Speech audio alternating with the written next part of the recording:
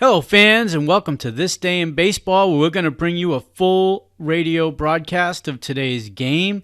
And before we do that, I just want to thank Classic Baseball Radio, and there's a link in the notes where you can check out their full channel. They have many great radio broadcasts. And while you're listening to today's game, if you want to check out much more about the game and the players, look on the links below, and you're going to see links to player pages, the date the game happened, the year it happened, and the play-by-play. Enjoy the game, and check out the links while you're watching the game, and please don't forget to hit the subscribe button so that every time new content comes out, you're going to get that firsthand. And thank you again for checking out This Day in Baseball, and enjoy the game. Down the middle, strike one call. Senior arbiter Shag Crawford behind the plate. Chris Countess umpiring at first. Doug Harvey at second. John Kibler at third. And a breaking ball outside and low. 1 ball, 1 strike. Fischer's last time out, he was the winning pitcher against Juan Marichal for his 6th win of the year. Atlanta has been a tough opponent for Jack Fischer.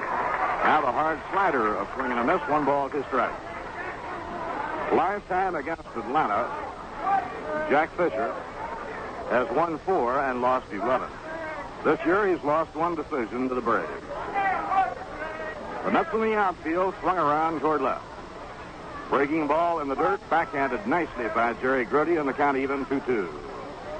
Bill Adair is on the coaching lines at first base. Bob Kennedy, the former Chicago Cub manager, is on the lines at third. Pitching 2-2. A high pop fly on the left side of the diamond. Hand signal by Bud Harrelson on the rim of the outfield grass. He has it for the out.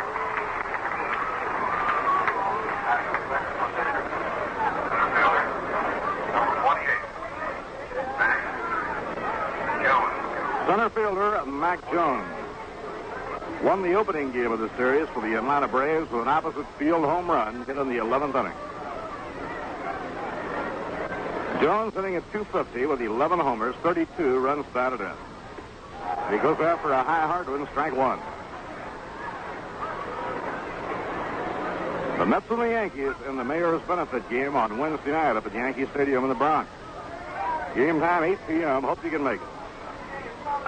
Fly ball in the air to right center. Ron Swoboda digging for it. So's Larry Stahl, and Larry Stahl makes the catch.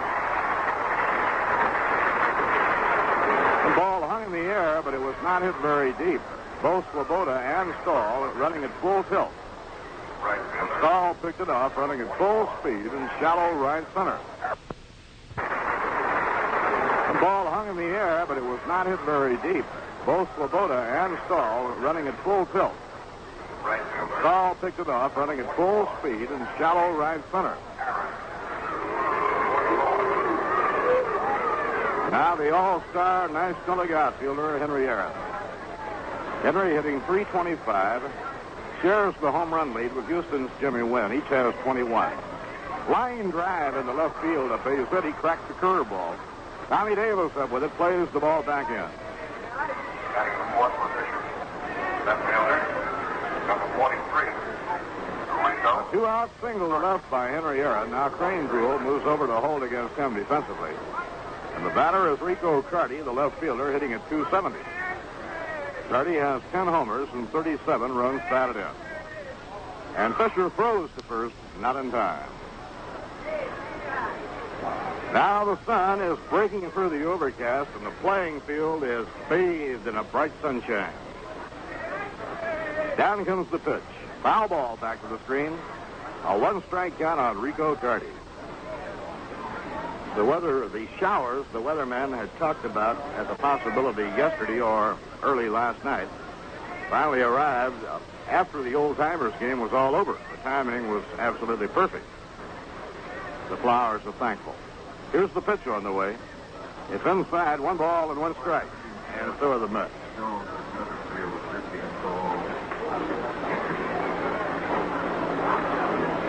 Joe Tori waiting on deck.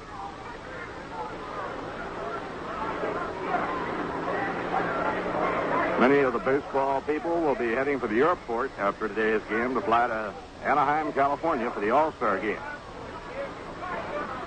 Tom Seaver and Ken Foyer will be going for New York. Ken is the player representative, and the player representatives will have a session during the All-Star break. The 1-1 delivery by Fischer. Foul back over the screen right under our broadcasting booth. And the scramble is on as the ball ricochets back downstairs.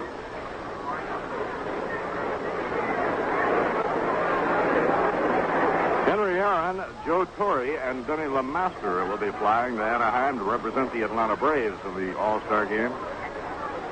The 1-2 delivery hit off the end of the bat foul. LeMaster has been pitching great ball for Atlanta. After being named to the All-Star team, Denny was hurt and will miss the game due to the injury. His place on the pitching staff has been taken by Chris Short of Philadelphia. Pitching 1-2. Ground ball hit down under the glove of Kranepool on into right field. Aaron around second is cruising toward third, and the Braves have runners on first and third.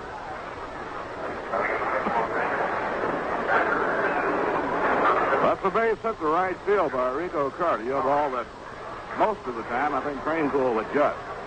He never touched the ball. It went under his glove as he went off to his glove side trying to get it. And suddenly, trouble jumps up in front of Jack Fischer here in the opening inning. Runners on first and third, 2 men down, and Joe Tori is the batter. And a drive into right, a base hit by Joe Tori. Here's Aaron down the line to score the first run of the afternoon. Galloping around to third goes Rico Carty. And the Braves, on 3 hits in a row, have taken the lead 1-0. Batting in the sixth position, third baseman, number 6, Foyer. For Joe Tori, his 39th run batted in.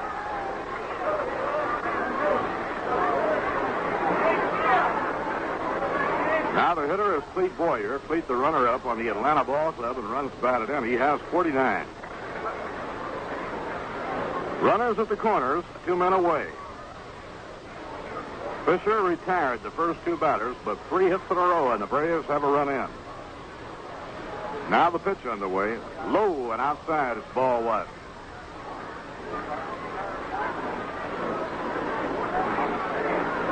Now the phone has been answered down in the Mets bullpen by Harvey Haddix, and Dick Stolma starts to warm up. On a day like this, it doesn't take long to be warmed up. Here's the pitch on the way. Curveball over for a strike, 1-1.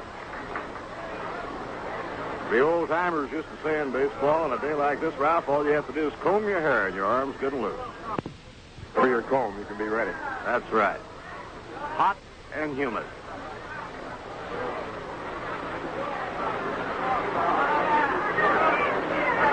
Now Grote's setting up the target. The pitch to Clete Foyer. Gets the outside corner. He was in the black with that. 1 ball and 2 strikes. Bud Harrelson shaded toward the hole on the left side of the infield against Clete Foyer, who has a good stroke to pull the ball. Bob Johnson plays him to hit the ball toward the middle as he shades over toward second. The 1-2 pitch. Ground ball on the right side of the diamond. In front of it is Johnson. He throws to Kranepool. The side is out. 1 run, 3 hits, no errors, 2 left on.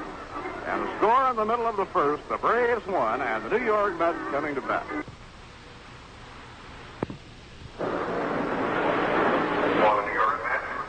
Last of the first inning, New York behind 1-0. Bud Harrelson leads off against the veteran right-hander, Ken Johnson. Bud warmly received by the crowd here at Shea. His play at shortstop has been big league in every way.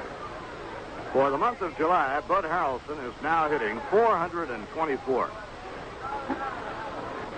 He now on the year is hitting .291, batting left-handed.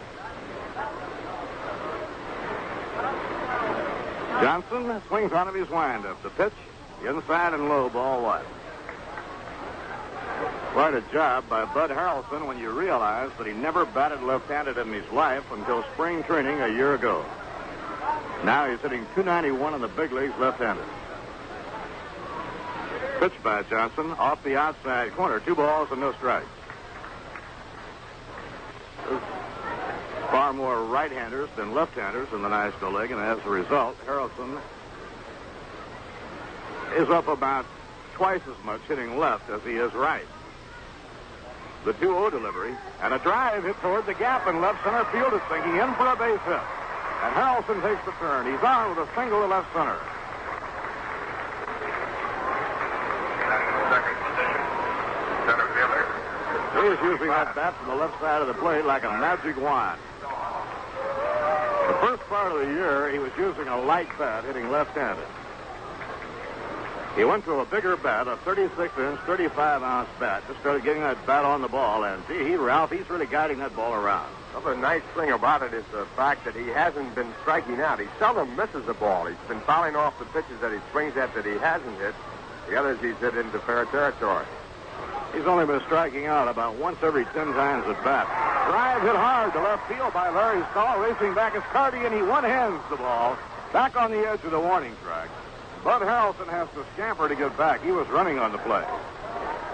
Hard hit drive by Larry Stahl. Run down in deep left by Rico Carty. Playing left field, number 12. That brings up Tommy Davis.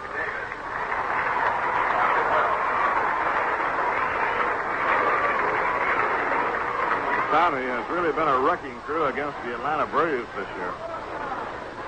Against Atlanta, and the two teams have now played 12 games this year, Tommy Davis has a 435 batting average.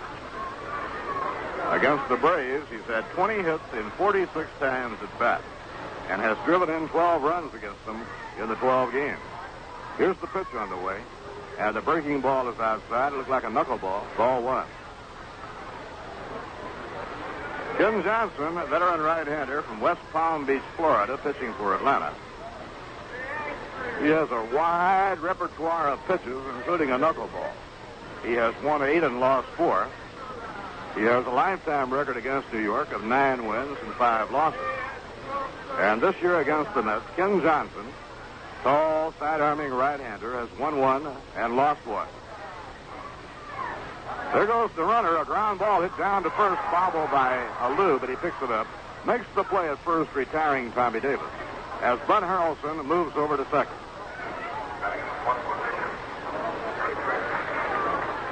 Number 7. Kranepool. Eddie Kranepool, the cleanup batter, hitting at .313. Mets trail 1-0. We're in the last half of the first inning.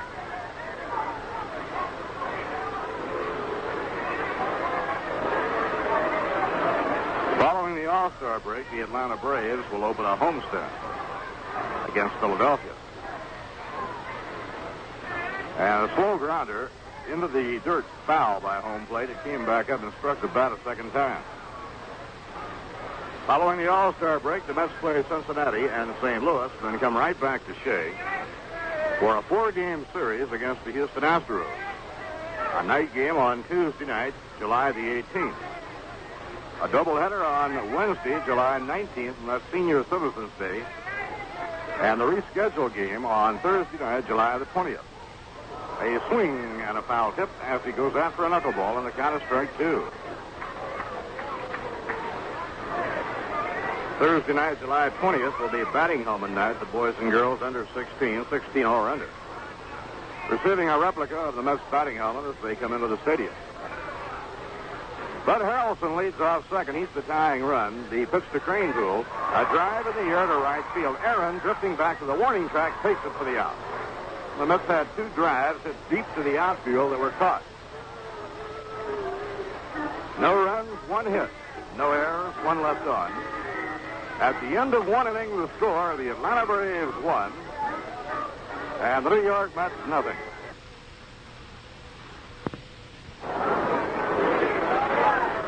With Jack Fischer on the mound for New York, Dennis Menke is leading off in the top half of the second inning. And the hard sliders outside, 1 ball of no strike. The Braves, with 3 hits in a row, picked up a run in the top half of the first inning. Aaron, Carty, and Tori had the base hit. And a curve breaks right over for a strike, 1 ball and 1 strike. And now Menke wants the ball examined by Shag Crawford. And the ball is all right. It stays on the game.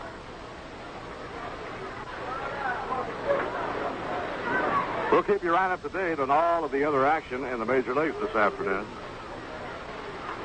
Foul ball. Look out, Ralph. Right over our head. Ricocheting back down into the field box area. St. Louis won a big game last night on a home run in the 12th inning by Julian Javier. They beat the Phillies 6-4. Cardinals now have opened up a 3.5 game lead over second place Chicago. Leo DeRocher's Cubs have now lost 6 straight games. The 1-2 pitch. Inside, it's 2-2. Baseball has always been a game of streaks. Cubs had a marvelous streak, winning 7 in a row, lost 1, won another 7. And a smash through the hole, a base hit to left by Dennis Menke. Charles made a headfirst dive for it and almost came up with it. But the Cubbies have now lost 6 games in a row, and they'll rely on Rich Nye, rookie left-hander who has 7 wins to snap the losing streak in the Astrodome today. Don Wilson, the author of the no-hit game for the Astros earlier in the year, will be on the mound. St. Louis and Philadelphia tied 1-1 at the end of 2.5. Larry Joster against Jim Bunning. An old friend and ex-Met Billy Cowan homered for Philadelphia, his second home run since being brought up. And a pitch out, nothing was on. Cincinnati nothing, Pittsburgh nothing at the end of 3.5. Gary Nolan 7-2.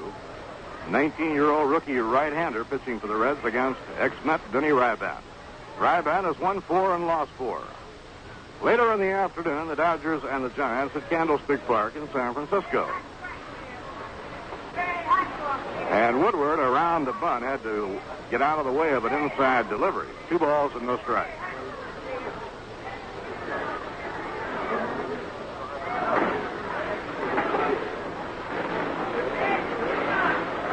Later this afternoon, the Yankees and the Orioles will complete a suspended game, the second game of a doubleheader last night. There goes the runner, and it's a blue hit down toward third, taken by Charles. All he has to do is throw to first for the double play. The Braves were playing hit and run. And Menke, I believe, Ralph, thought that ball hit the ground and took a long high hop because he went to second and stopped there. He didn't know that ball did not bounce. You can't make an easier double play than that. One of the prime rules on a double play when you're on first base as a runner is that you take a look at that hitter so you know where the ball's going. And he certainly didn't do it because he didn't know that ball was in the air. He had to be told after he got to second and was standing there. 2 outs and nobody on. Ken Johnson, the batter. Breaking ball by Jack Fischer, low and outside, ball 1. When the second game at Baltimore last night was stopped because of the midnight curfew, it was the Yankees nothing and the Orioles nothing at the end of 6. Dillman Bouquet was pitching against Wally Bunker. That suspended game will be completed, and then the regular twilight game at 5:30 this evening. The 1-1 pitch to Johnson, low and outside, 2 balls and a strike. The Detroit Tigers have been making a lot of noise again of late. Dick McAuliffe has hit his 16th home run. It came in the first inning today. And the Tigers lead Boston 1-0 at the end of 2. Gary Bell against Earl Wilson. Washington 1, Cleveland nothing at the end of 4. First game of a doubleheader. Phil Ortega pitching against Steve Hargett. Minnesota at Chicago in a doubleheader. It'll be Cott and Horland in the first game. And the curve is popped up on the left side of the infield. Bud Harrelson on the skin part of the diamond makes the catch to side is out. No runs, 1 hit, no errors, 10 left. At the end of an inning and a half, the Atlanta Braves won, the New York Mets nothing. Now here's a word from Rheingold.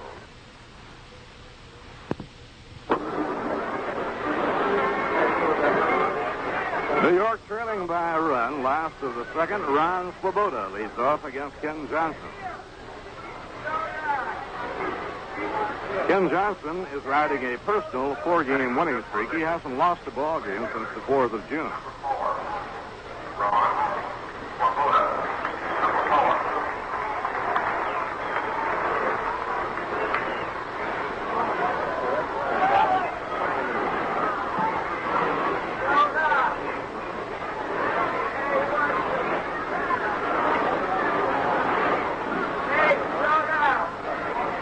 Ron hitting .259.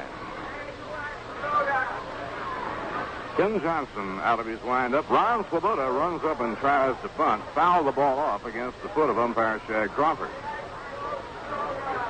Ron has really been making some circus grabs in that outfield for New York. He made another one last night.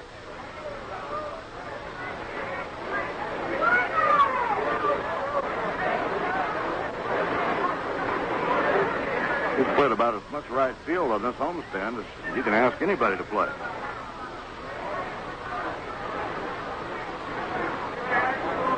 Johnson's delivery, a slow curve, a swing and a miss, and the count is strike two. He sidearmed him with that. Ken Johnson throws so many different pitches at you, it's hard to figure along with him. There was one right there that Swoboda should have hit out of the parking lot. It was a hanging curveball and sidearm, nice and flat. Another sidearm delivery, and this one is over. Strike three call in the outside corner. One thing about him, Ralph, he's got so many different pitches and different deliveries that it's pretty hard to guess with him. You've got to just be ready. One thing, though, Bob, he doesn't throw hard, so you can look for the soft stuff. You can actually look for breaking stuff off of him because his fastball is not fast. He couldn't hurt you if he hit you. Couldn't puff you left, huh? Now Ed Charles, the batter, against Ken Johnson. Sidearm delivery off the outside corner. One ball and no strike.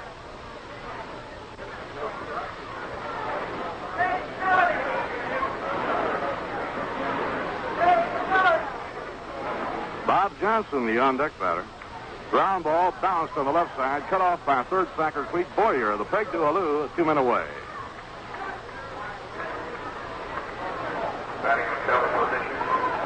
Two outs and nobody on. Johnson coming up. That's the Wrangle Chug-a-Mug. It's a wide-mouthed glass mug that holds 12 ounces of beer, and it even feels right when you pick it up. You know, we're selling them in handy cartons of 6. They're just about the handiest thirst quenchers in town. You'll find Chug-a-Mug on special display at your local stores in New York and New Jersey. Outside and high to Bob Johnson. 1 ball, no strike. This will be a busy ball club in Cincinnati as they open their next road trip with a twilight night doubleheader on Thursday night at Crosby Field. There's the fastest pitch he's thrown, and he wasted it inside and high. Ball 2-0.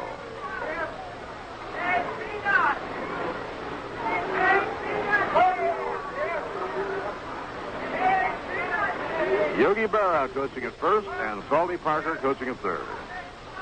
The 2-0 delivery. A check swing foul ball hit down the first baseline. Frank Howard has just hit his 23rd home run of the year. It came in the 5th inning with a man on. Washington leads Cleveland 3-0 at the end of 4.5.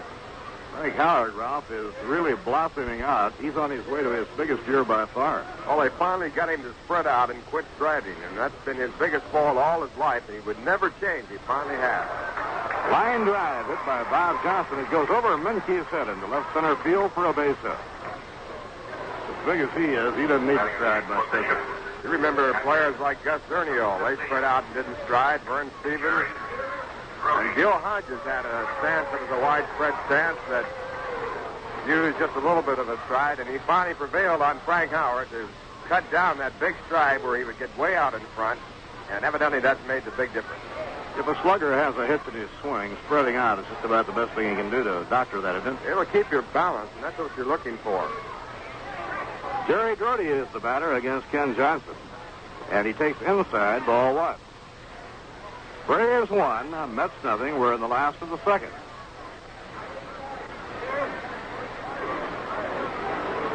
Philippe Alou holding against the base runner, Bob Johnson.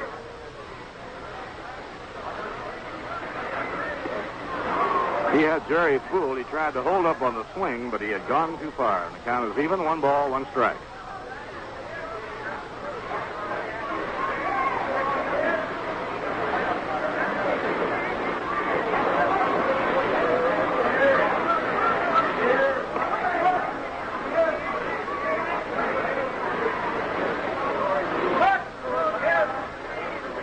Johnson on the mound. The big right-hander's pitch is popped into the air between the mound and third base. Clete Foyer under it, and Clete makes the catch. The side is out. No runs, 1 hit, no errors, and 1 left on. And at the end of 2 innings, the Atlanta Braves won, the New York Mets nothing. Now we go to the 3rd inning here at Shea Stadium. The Braves in front, 1-0. And Philippe Alou comes up to hit against Jack Fischer. Coming up to follow all the action for you, Ralph Kiner. Thank you, Bob Murphy, and hi, everyone. Philippe Alou to lead off here in the top of the 3rd. The Braves in front, 1-0. Jack Fischer pitching for the Mets. And the first pitch to Alou, a curveball, a wild swing and a miss at strike 1. Frank Howard leads the major leagues in home runs now with his home run today. His highest total, 31 in any one season. Now the pitch back, slice foul to the right side. Strike 2. Frank now with 23 and the season about halfway through. He untied the tie between himself and Harmon Killebrew. In the National League, a tie between Jim Wynn and Hank Aaron for the leadership, 21.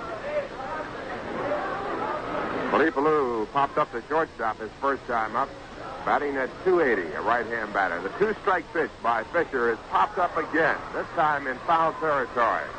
Coming over is Ed Charles to make the play for the first out here in the 3rd. Now the batter coming up is Mac Jones, and we'll pause for station identification. This is the New York Mets Baseball Network. You're tuned to the bright sound in radio. WGY, a General Electric Broadcasting Company station at 810 on your dial, Schenectady, New York. Ralph Kiner along with Bob Murphy and Lindsey Nelson from Shea Stadium. The first pitch to Mac Jones, the curveball down low, and Jones goes for it. A swing and strike 1.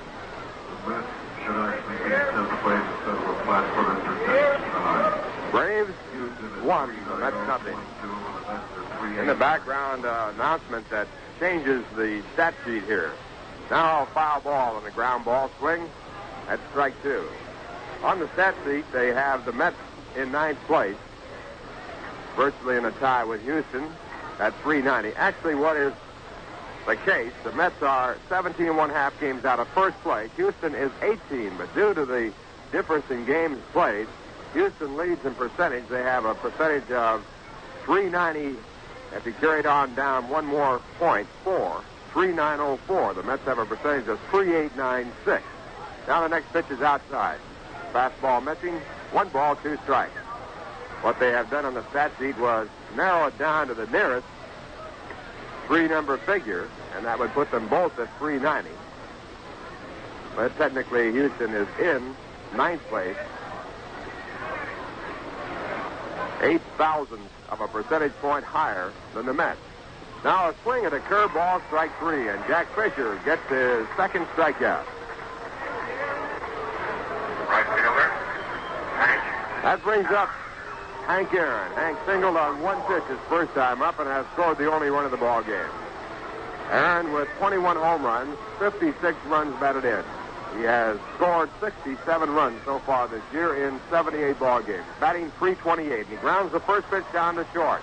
Bud Harrelson comes up throwing and gets him by about 3 strides to retire the side. 1-2-3 for Jack Fischer, and the score at the end of 2.5 innings. The Atlanta Braves 1, the New York Mets nothing. Whether you're buying your first or 10th car, it's time you became a smart car buyer and joined the ranks of the thousands of satisfied customers who shop Armory Garage, Central at Colvin and Albany. Now, here are the 3 basic rules for the smart car buyer. Select the model you want. Then, 1, compare quality. Armory Garage boasts the largest selection of quality-tested late-model used cars in the area. 2, compare service. Armory's expert mechanics are qualified to service all the cars on the Armory lot. And 3, compare price. Armory's tremendous volume assures you more for your car buying dollar. Be a wise car buyer. Drive into Armory Garage and talk over your used car needs with the sales manager, Art Neat. Let him introduce you to Armory's easy terms. You can buy, sign, and pay at Armory, home of 101 time payment plans. Your credit is wealth at Armory. Follow the wise car buyer to Armory Garage, Central at Colvin in Albany.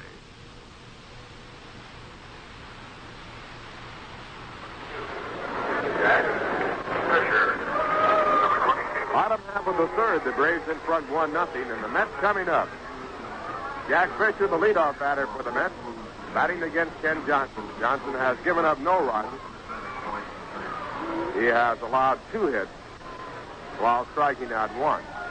First pitch to Fischer, a breaking ball outside, ball 1. Jack has 3 hits this year and 35 times up. He's batting .086.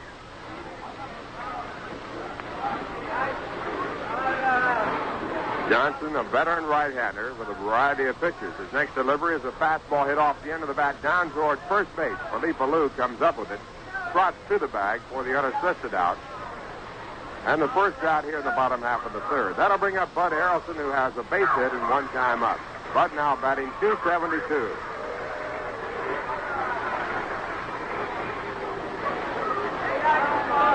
Bud's base hit was a looping line drive into left center. Right now, Rico Carty in left field has moved to about 8 steps from the foul line, and that is a little hard to believe that he can play there for him because he's not giving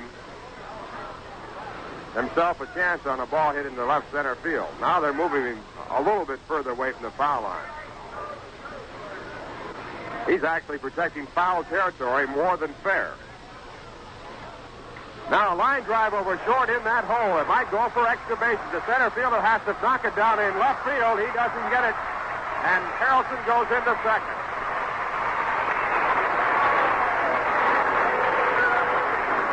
So Bud Harrelson taking advantage of the defensive position of Rico Carty in left field, hitting the ball right directly to left field, and the center fielder had to come over and stop it from going on through.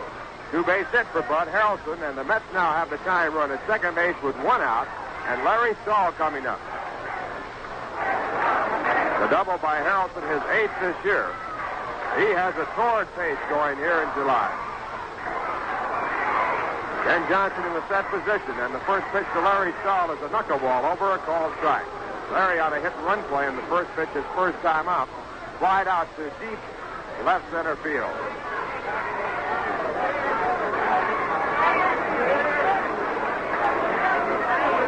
In the month of July, Harrelson has been red hot. The pitch back to the plate is outside. Again, the knuckleball, it's 1-1. He has had 16 hits and 35 times up. He's batting .457.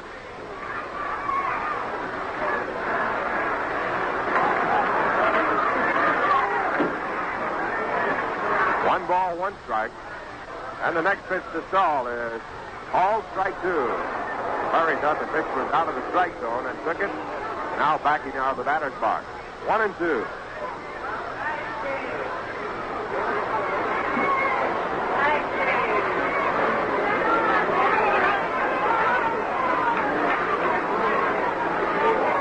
Now Johnson checking out the signs from Joe Tori. In the set position, and the pitch. It is popped into left center field, moving to his left side. With time to get to the ball is Rico Carty. He makes a one-hand catch unnecessarily, and then throws the ball in, and Harrelson, who was halfway down the line, goes back to second. Now with 2 men out, the batter will be Tommy Davis.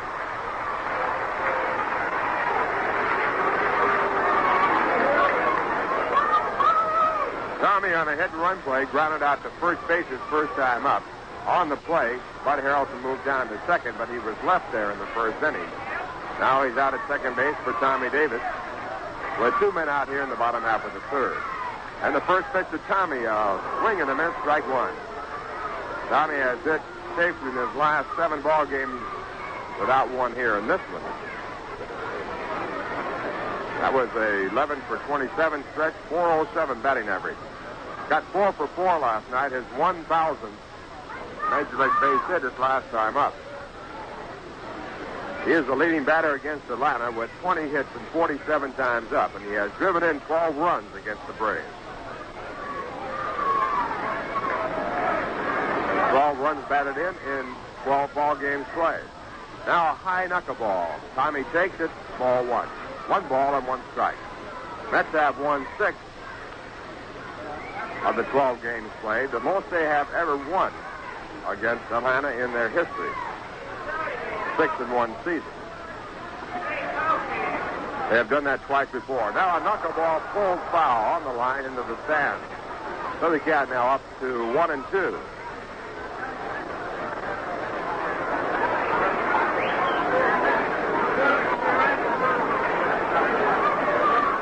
1-2 as Ken Johnson wipes off his brow as he looks out towards center field. Braves leading 1-0. They have 1 run on 4 hits. The Mets have no runs and 3 hits with a runner at second base. Now Johnson back to the plate, and a knuckleball has popped up in the shallow left field. Going back is Menke. He might not get to it. Coming in the Carty. He cannot get it. It drops into a base hit, and Harrelson scores the tying run. Tommy Davis with a fluke hit, a little fly ball that dropped in front of Rico Carty, who was playing the deep left field, and he couldn't get to it. The shortstop Menke took after it. He couldn't get to it. And Tommy Davis picks up his 42nd run batted in, his 13th against the Atlanta Braves in 13 ball games now. And the batter coming up is Ed Kranepool.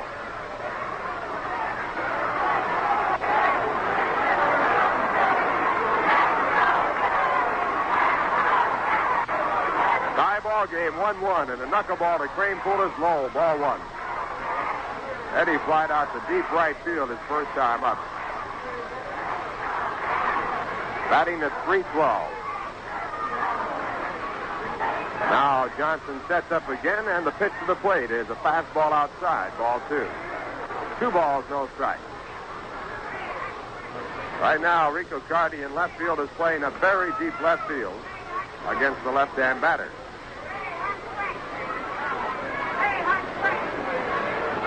Center fielder Mac Jones is fairly shallow in center, shaded over toward right. Now a knuckleball back is outside. It's ball 3. 3 balls, no strikes with Ron Swoboda on deck. And the sign is going out to the bullpen to warm up. A right-hand pitcher.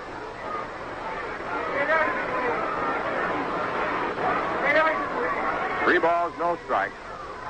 Kranepool takes the next pitch outside. It's ball 4. And Johnson walks Kranepool. That moves Tommy Davis down to second base in scoring position, puts runners at first and second, and brings up Ron Swoboda. Number 4. Jay Ritchie, a right-hander, is now warming up in the bullpen for the Braves.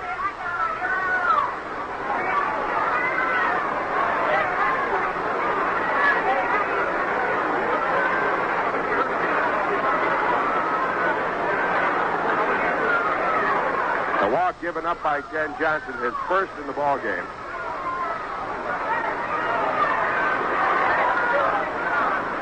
Ron Swoboda was struck out on a knuckleball. He got caught looking his first time up. Batting .257.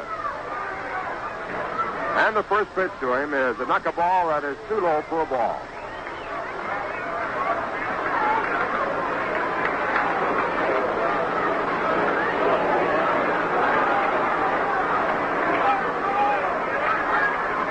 Johnson sets up again.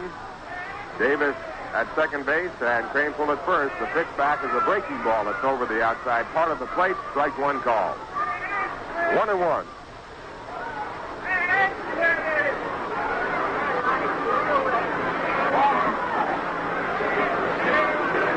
Now Johnson again a look at second. And the pitch. It is fouled back out of play. So Johnson out in front with a count at 1 ball and 2 strikes. Swoboda has batted in 17 runs so far this year in 58 ball games.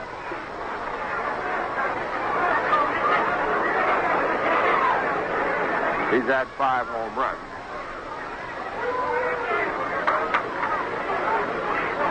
1-2, and Johnson now back again. And a fastball almost hits him as he turns away. Pitch way inside, 2-2. That pitch spotted in there on purpose.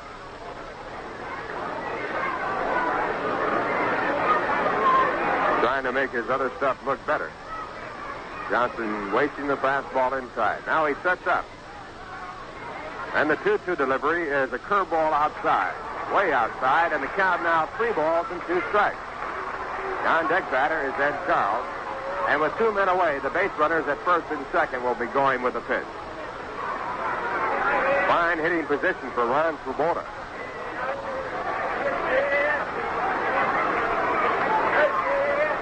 Now Johnson sets. The runners go. The pitch is a curveball hit out toward left center field. Not too far. Going over is the center fielder, Mac Jones. He makes the catch to retire the side. In the inning, the Mets tied up, getting 1 run on 2 hits. No errors, and 2 men were left on. And the score at the end of 3. The Braves won, the Mets won. A new ball game as we go to the top of the 4th. It's 1-1, and the first batter up, Rico Carty. Rico with a base hit to right field, his first time up. Batting .274 with 10 home runs and 37 runs batted in.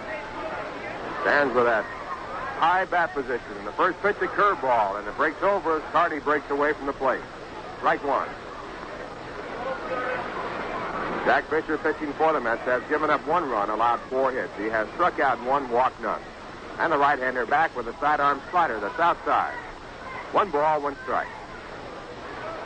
It'll be Rico Carty, Joe Tori, and Clete Foyer for Fischer here in the 4th.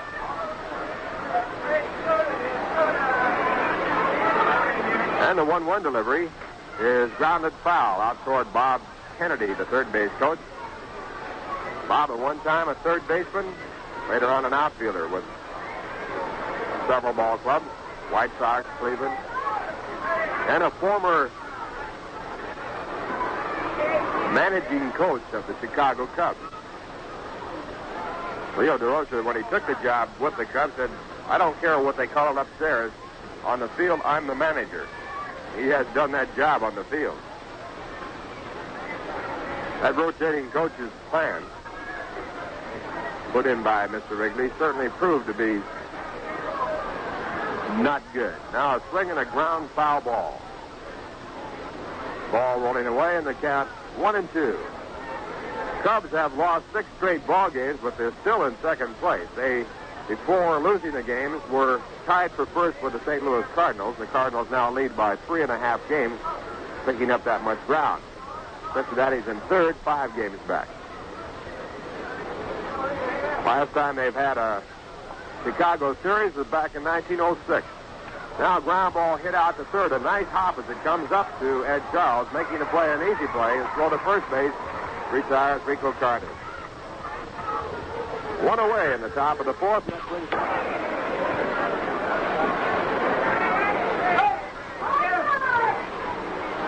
Fischer checks at second base and comes back to the plate and misses with a slider down in the dirt. It's backhanded by Grote. Good play by Jerry, and the count 1-1. Ball checked out by Shag Crawford and thrown out of play.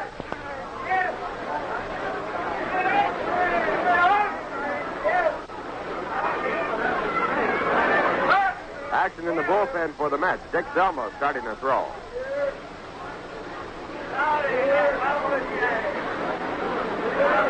One ball, 1 strike. Fischer back again. And a slider popped up on the second base side. Bob Johnson goes out to make the call. Swoboda runs him off and makes the catch. Tori goes back to second base. Foyer back to first. And with 2 men out, the batter coming up, the second baseman, Woody Woodward.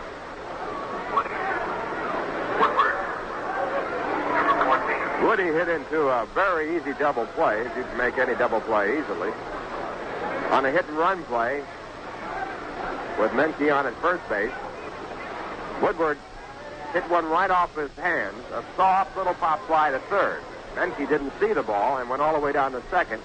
And after Charles caught it, he could have walked to first base to put the force play in there. But he threw on over to Kranepool for the double play. First pitch to Woodward, a curve that breaks over, strike 1. Big curveball by Jack Fischer. Woodward batting .230. His first time up with a runner at first base and no one out. That was in the second.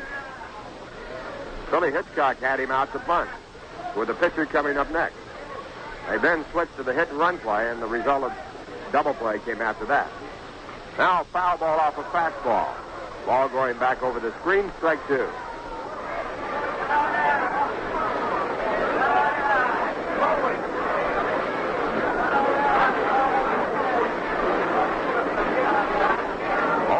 With 2 men out, top of the 4th inning, a 1-1 ball game. Runners at first and second. And the next pitch is hit off the hands just like the last one, only in foul territory. Charles goes over and makes a soft catch to retire the side. Fischer getting him twice with a fastball in off the hands. No runs, 2 hits, no errors, and 2 men left. And the score at the end of 3.5 innings, the Atlanta Braves won, the New York Mets won. Another bright idea from the folks who care. Try cold burgers with cheese.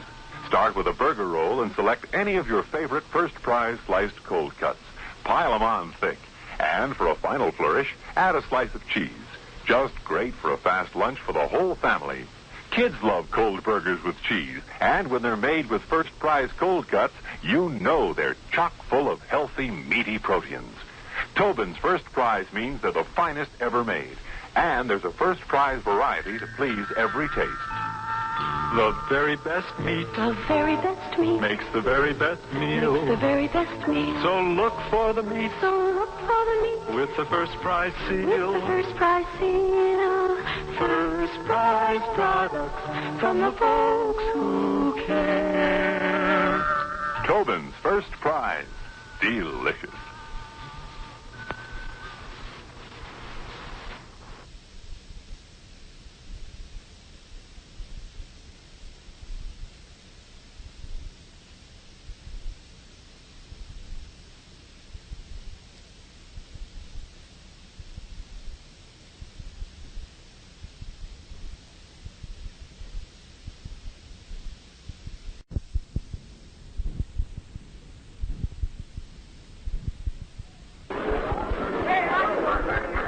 Bottom half of the fourth, the Mets coming up. All game tied at 1-1. And the first batter for the Mets will be Ed Charles. Ken Johnson, the pitcher for the Braves, has given up 1 run and allowed 4 base hits. The Mets tying up the ball game in the bottom half of the third. Ed Charles, a right-hand batter, in the first pitch, a curveball over the outside corner, strike 1. Ed grounded out the third his first time up. He's batting .273. Pirates have scored a run in the bottom half of the fifth. They lead Cincinnati 1-0. 1 strike pitch, a fastball, a swing for strike 2. At the end of 4.5 innings, the Cardinals won, Philadelphia won. 2 games in progress in the National League, along with this one.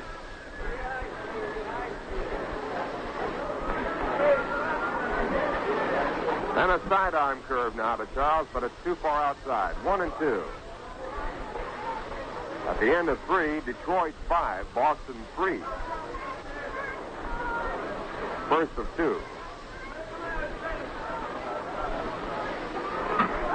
Now at 1-2, a knuckleball hit deep to left field. Rico Carty back. He can't get to it. It's going and kisses goodbye.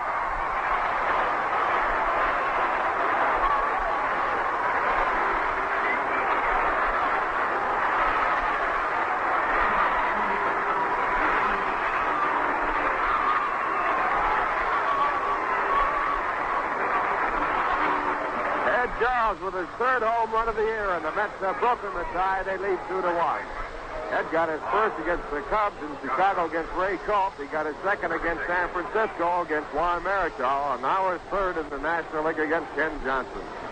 That'll bring up Bob Johnson, who singled his first time up. And he tries to bunt it, but it goes foul, strike 1.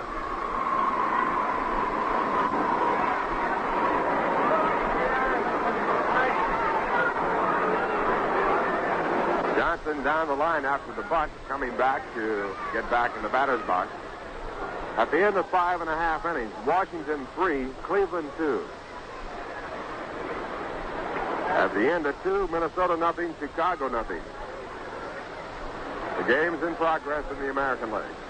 1 strike pitch hit deep but foul down the left field line. Count goes up to strike 2. That ball was far enough, but it was foul. Johnson has 2 home runs for the Mets. He has driven in 10 runs. He's batting .333. 23 base hits and 69 times up.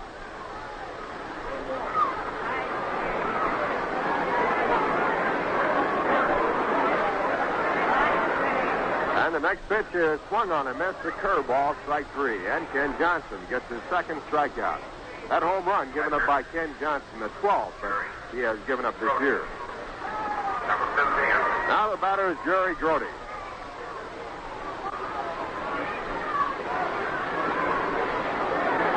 Jerry popped to third his first time up. He's batting .206. Mets leading 2-1 on the home run by Ed Charles here in the bottom half of the fourth.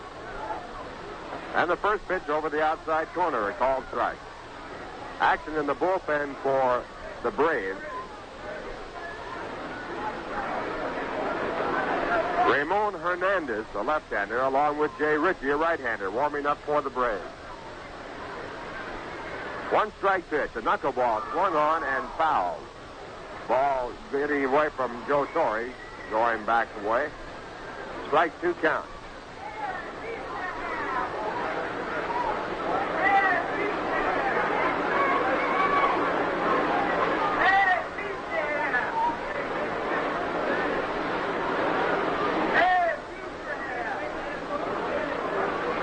And at 2 strikes, Johnson goes sidearm with a fastball that swung on and fouled off.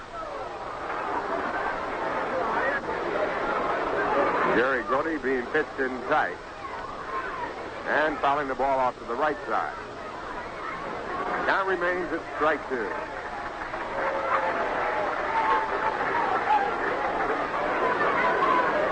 And now Ken into the windup and sidearm again. This time a curveball. It's pulled foul. Grote way out in front, pulling the ball foul over toward the stands. The ball hitting and going out on the field.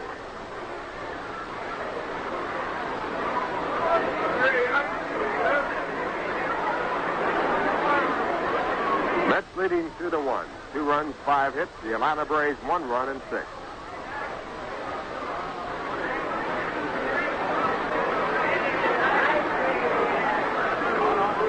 And now Johnson ready to go. And the pitch to Grote is a sidearm curveball that swung on and missed. Strike 3. 2 strikeouts in a row. And with the Mets in front 2-1, Jack Fischer comes up. And we'll pause now for station identification.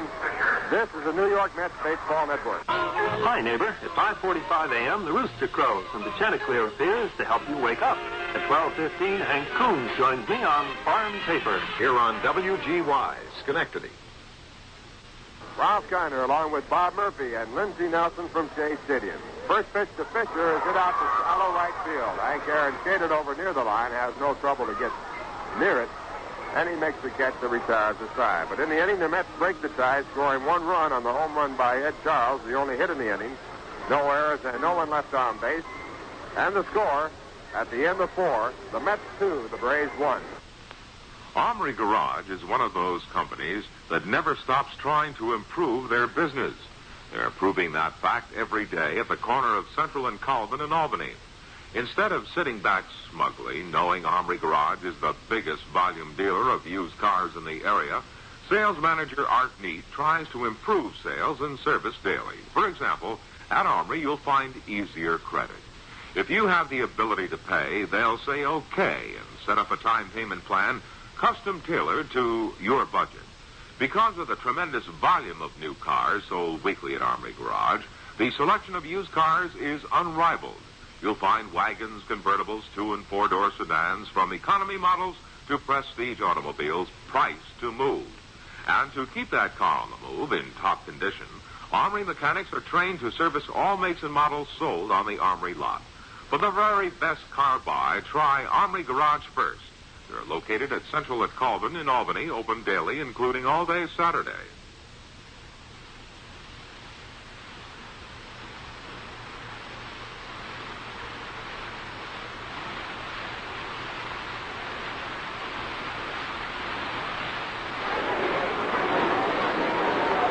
Ken Johnson leading off against Jack Fischer in the 5th inning, and he hits the first pitch back up the middle for a base hit. Ken Johnson lashing out at Fischer's first delivery, and he's on with a clean single to center field. Braves now have 7 hits. And the leadoff batter, Philippe Alou, is coming up. Alou has popped to short and fouled out to third.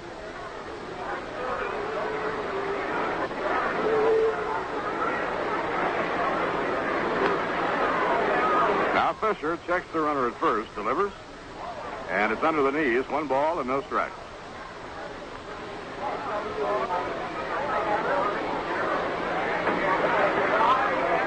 Center fielder Mac Jones, the on-deck batter. Then Henry Aaron. And a curveball for a strike, 1-1.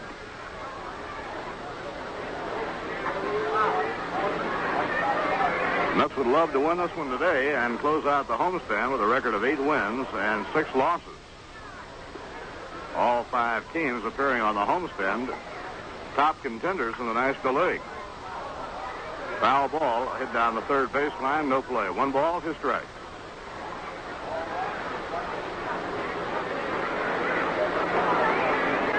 Mets opened this homestand with a two-game series against Pittsburgh. Then 2 with Philadelphia and 4 with St. Louis. 3 with the Giants and 3 with the Braves. Foul ball squibbling back over toward the visiting dugout, no play.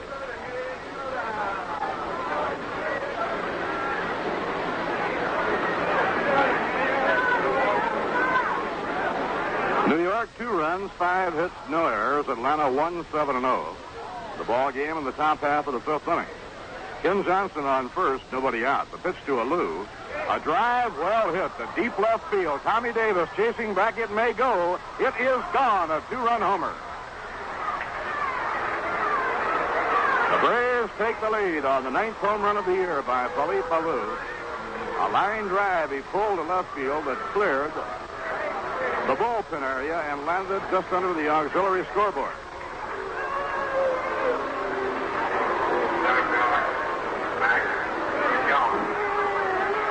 Braves quickly take the lead on a 2-run homer by Alou. They're now in front 3-2. Dick Selma on call in the bullpen. A grounder hit foul down the first baseline by Mac Jones.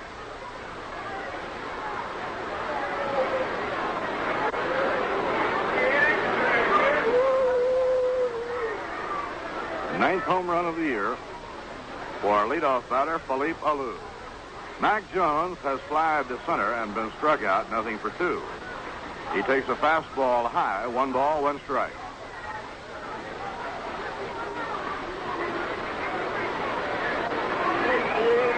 Braves led in the first inning, 1-0. The Mets tied the game in the third. And a fastball high, 2-1. Then New York went in front in the 4th inning on the home run by Ed Charles. But a single by Ken Johnson and a home run by Philippe Alou has put the Atlanta Braves back into the lead. Pitching 2-1. He goes after a breaking ball and misses. Strike 2, 2-2.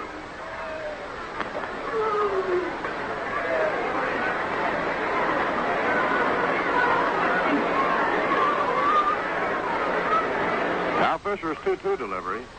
Grounded foul at right straight back. Count remains the same, 2-2. Henry Aaron on deck and then Rico Carty.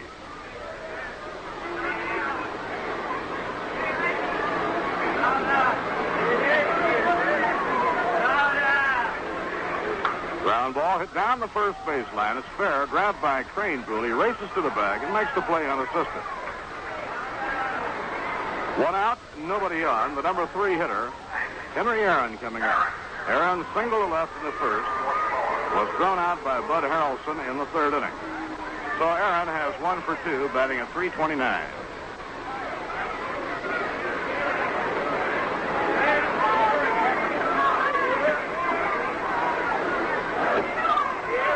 Now the pitch on the way. Long drive, deep to left field. Back goes Davis. He jumps, and he makes the catch.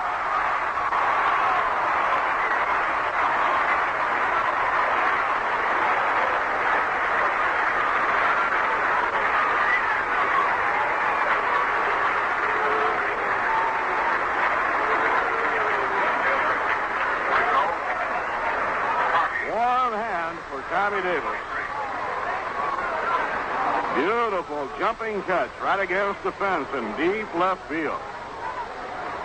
Rico Carty, the batter, and the pitch is high, ball 1. Tommy timed his leap absolutely perfectly. The very height of his leap He made a one-hand grab high over his head. And it's in for a strike, 1 ball and 1 strike. Hard to say for sure whether or not the ball would have gone over for a home run had it not been caught or not, but it was very, very close. Hard hit drive by Henry Aaron. The 1-1 pitch down to Carty. A grounder hit foul, and the Braves have been hitting Fischer hard in this inning.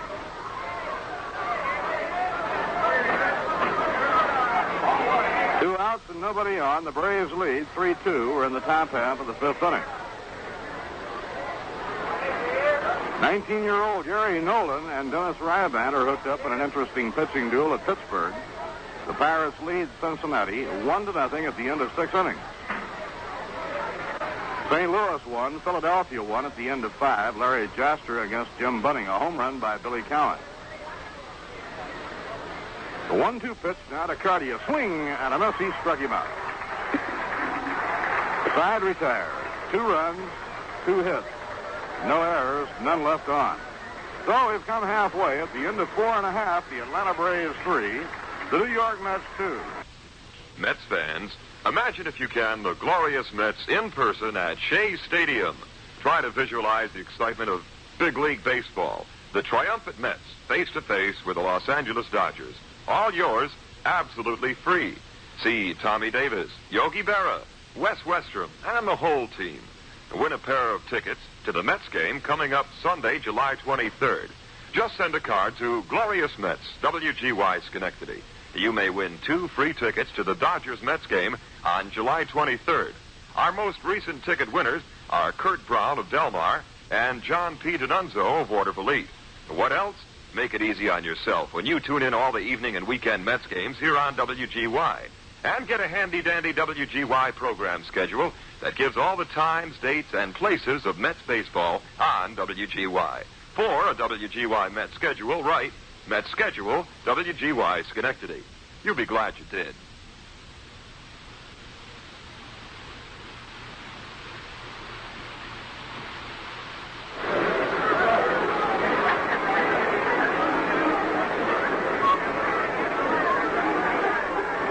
Last of the 5th inning, New York trailing by a run. Bud Harrelson with 2 for 2 will be looking for his 3rd hit of the game as he leads off against Ken Johnson. And Bud with his 2 for 2 has now raised his batting average to .275. And for the month of July, Bud Harrelson is now batting .455.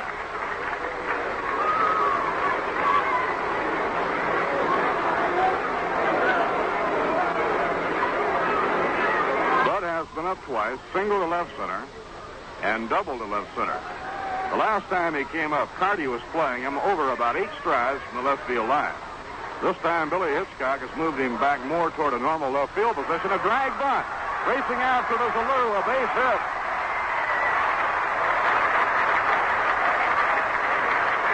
Bud Harrelson is 3 for 3 with a beautiful drag bunt. Everybody went for it.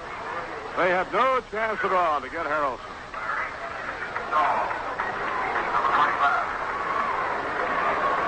That brings up Larry Stahl. That is base hit number 6 for the New York Mets.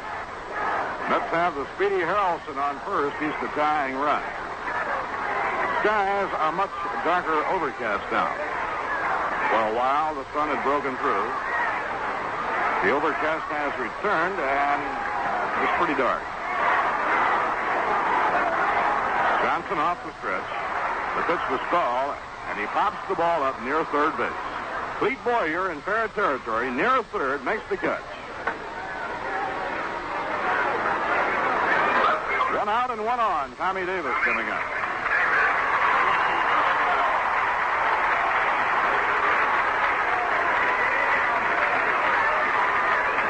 Tommy's Texas Slugger to short left field drove home Bud Harrelson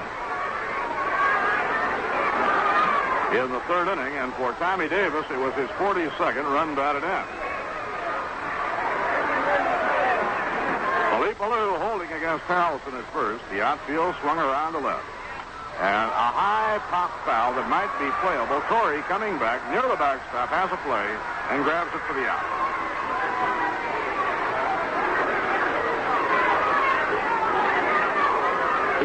one on.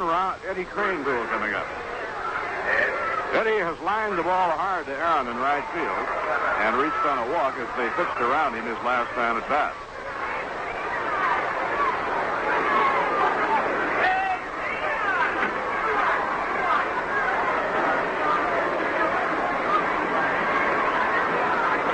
Braves 3 runs, 8 hits. The Mets 2 runs, 6 hits were in the last of the 5th inning. A throw to first. It's not in time.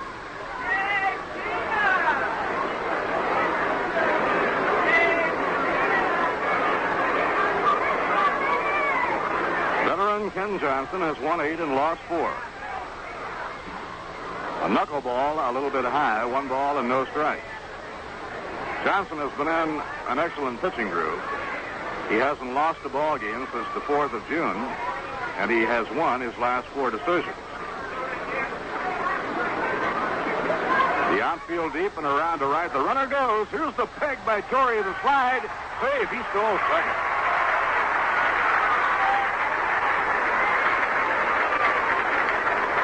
Bud Harrelson, with his 5th stolen base of the year, sets himself into scoring position. Now the tying run is on second. 2 balls and no strikes to Eddie Kranepool.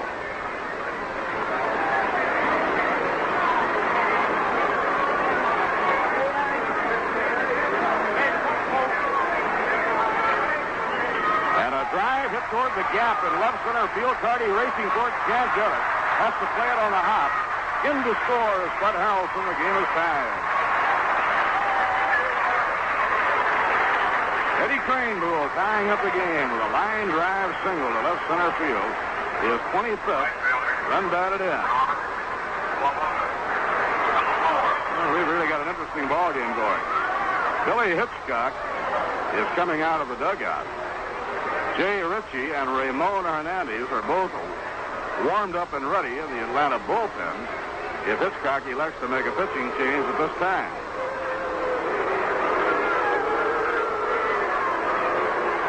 The Mets trail 1-0 at the end of the first. They tied the game in the 3rd inning when Tommy Davis brought home Bud Harrelson.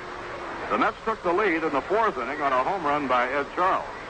But in the top of the 5th inning, a 2-run homer by Philippe Alou put Atlanta back in the lead, 3-2.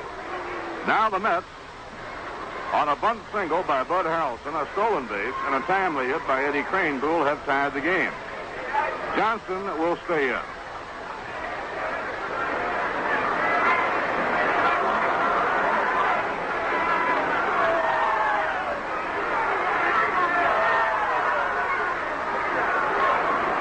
Swoboda is the hitter. Ron has struck out and flied to center.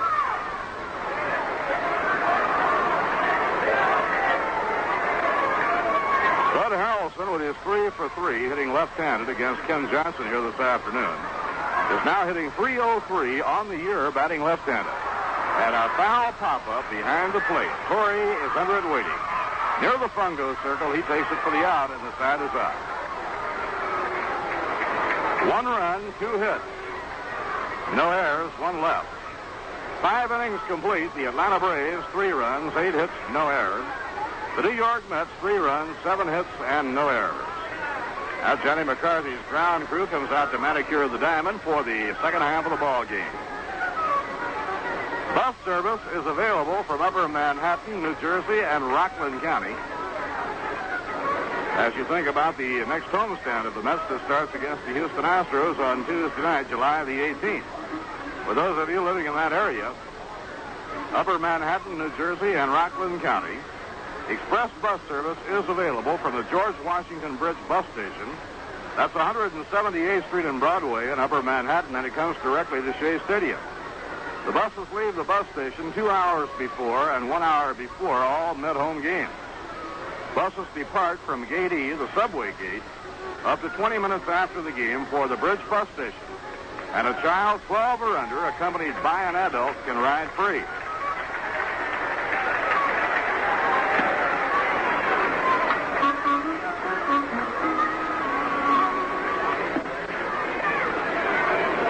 They go to the 7th inning at Forbes Field in Pittsburgh with the Pirates leading Cincinnati 1-0. Gary Nolan pitching against Dennis Ryback. St. Louis won, Philadelphia won. They're now in the 6th. Jasper against Bunning. Cubs did not score in the first in Houston. Rich Nye pitching against Don Wilson. The Dodgers and Giants later this afternoon. The Tigers lead the Red Sox 9-3 at the end of 4, and they have Earl Wilson on the mound looking for his 10th win. Bell started. San Diego in the 3rd and Wozlewski in the 4th. And he's hit by a pitch. Joe Tori, leading off the 6th inning, catches one on the side. And Tori has been up 3 times, has 2 hits, and now has been hit by a pitch. And it brings up Clete Foyer. First game of a doubleheader. Washington 3, Cleveland 3 after 6.5 innings. The White Sox lead the Twins 1-0 at the end of 3 in the first game of a doubleheader. Jim Cott against Joel Horland.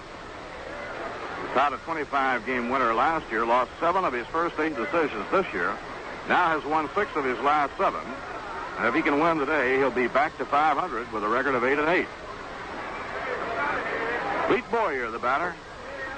And a curve bends in at the knees, strike 1.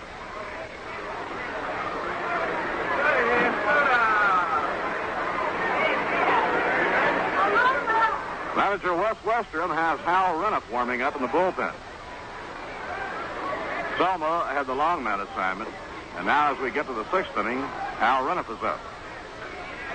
Sidearm curve hits foul down the third base line, strike 2 to Clete Boyer. Clete has 1 for 2. He singled his last time up.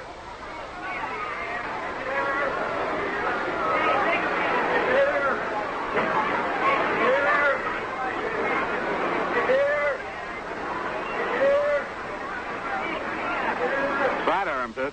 Fastball just a little bit low. 1 ball, 2 strikes.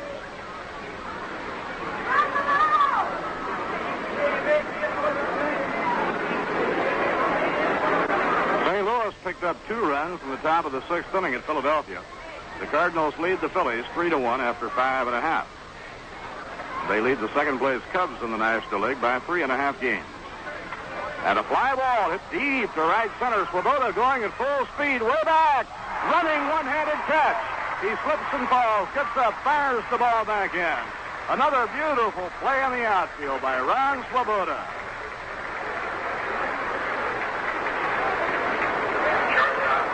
He has played a tremendous right field all through this homestand. Ron has become certainly a top-notch outfielder.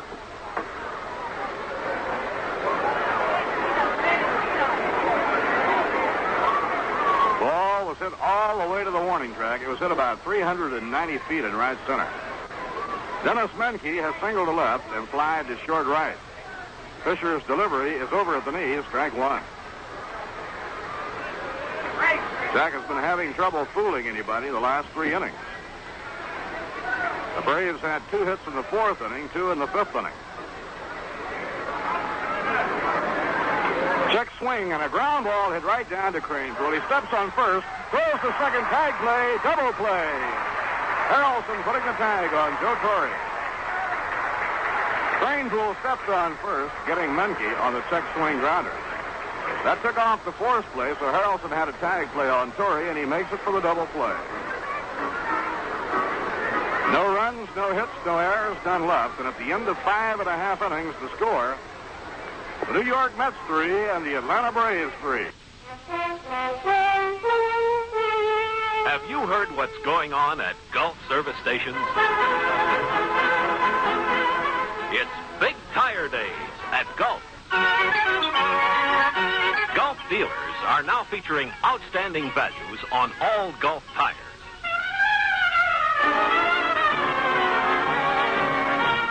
Including Gulf's new high-performance tire, the Grand Sport.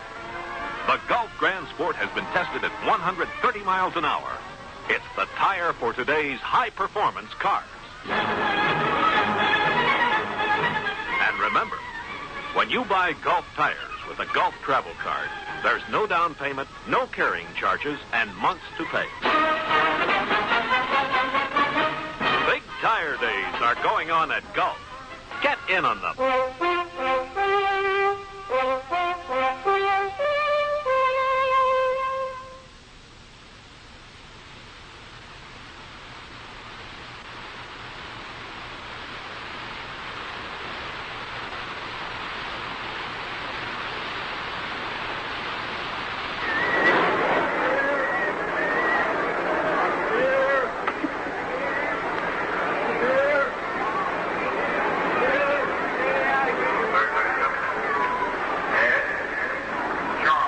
Mr. Nelson, do you have the top up or down on your car?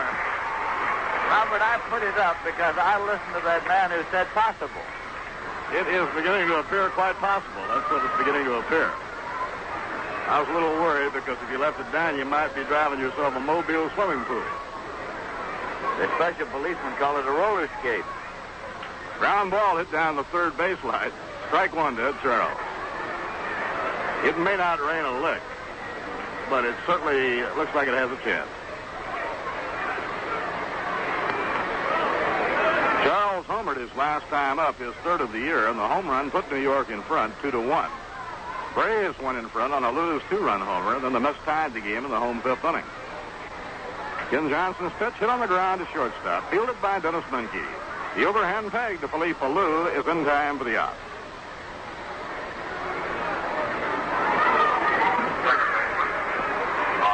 Bob Johnson coming up.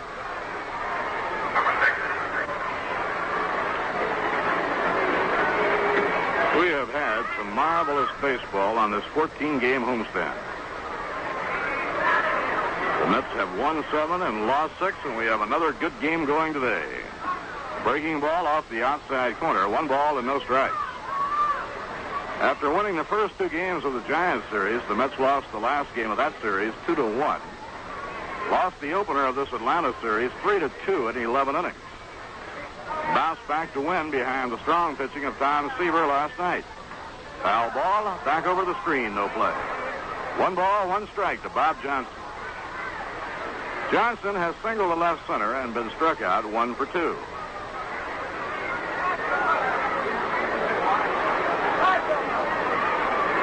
Wednesday night will be an important night to the Mets as far as their future pitching plans are concerned. Don Cardwell will be pitching for the first time since going on the disabled list. And a pop foul outside third. Foyer scooting over on the warning track, and he makes the grab.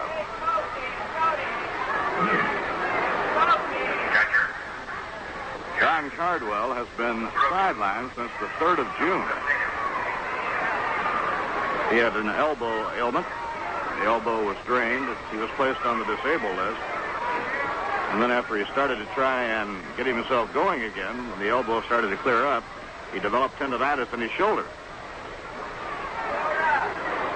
Jerry Grote has popped to third and struck out. Ground ball hit down to third. Foyer grabs the hop. Throws from deep behind third, and the side is out. Very strong 1-2-3 inning by Ken Johnson. No runs, no hits, no errors, and none left. At the end of 6, the Atlanta Braves 3 and the New York Mets 3. And Lindsey Nelson will be with you in just a moment to detail the play. Right now, here's a word from Reingold. There's a guy in New York who has a ball. It's made of iron and it weighs 2 tons. He bounces it against buildings, and the walls come tumbling down. Well, I'm what they call a ball man. There are just actually 50 of us around, and 5 really good ones. I mean excellent. Well, you see those 3 walls there? I can knock all 3 of them off in one swing, and still put the ball down on a post instead. You know, what was it, about 3 weeks ago, I got a call the guy needed me on a Monday, and I had a job. So it's kind of flattering. The guy held up the construction for a week until I was available. If you're going to throw your weight around in New York, you really got to know what you're doing. Same thing's true of beer. There are 302 beers trying to make it in New York today from all over. But only one beer has made it to the top. The rich, dry lager, Reingold. Reingold. In this town, either you have it or you don't. Second baseman, Woody Woodward. Now the Atlanta Braves come up in the 7th inning, and it's the number 8 man in the batting order, Woody Woodward. He is a right-hand batter facing right-hand pitcher Jack Fischer. Bob Shaw is throwing down in the Met bullpen. Left-hander Dick Kelly is throwing in the Atlanta bullpen. Now here's a curveball in for a called strike 1. Through 6 innings. The Atlanta Braves 3 runs, 8 hits, no errors. The New York Mets 3 runs, 7 hits, no errors. Strike 1 pitch to Woody Woodward. Low and away, it's 1-1. Today's baseball quiz. Since 1900, 3 pitchers have been 20-game winners playing in both leagues the same season. Can you identify 2 of the 3? 1-1 1 pitch, swung on and hit high into the air, back of third, drifting toward the stands, and might be playable. Harrelson is right there, and Charles makes the catch. Just in front of the cylinder on which the tarp is rolled up against the barrier in front of the field boxes. And now, Tito Francona is coming out to bat for Ken Johnson. Francona is a left-hand batter, picked up earlier this year by the Atlanta Braves. From the Philadelphia Phillies, he is hitting .267 with 3 homers and 8 runs batted in.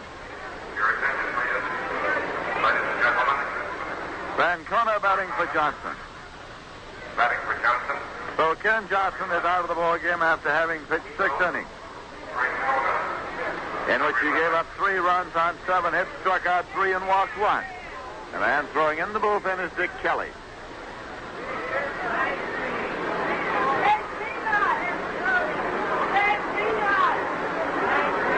Francona settling himself into the batter's box. 1 man out, nobody on base.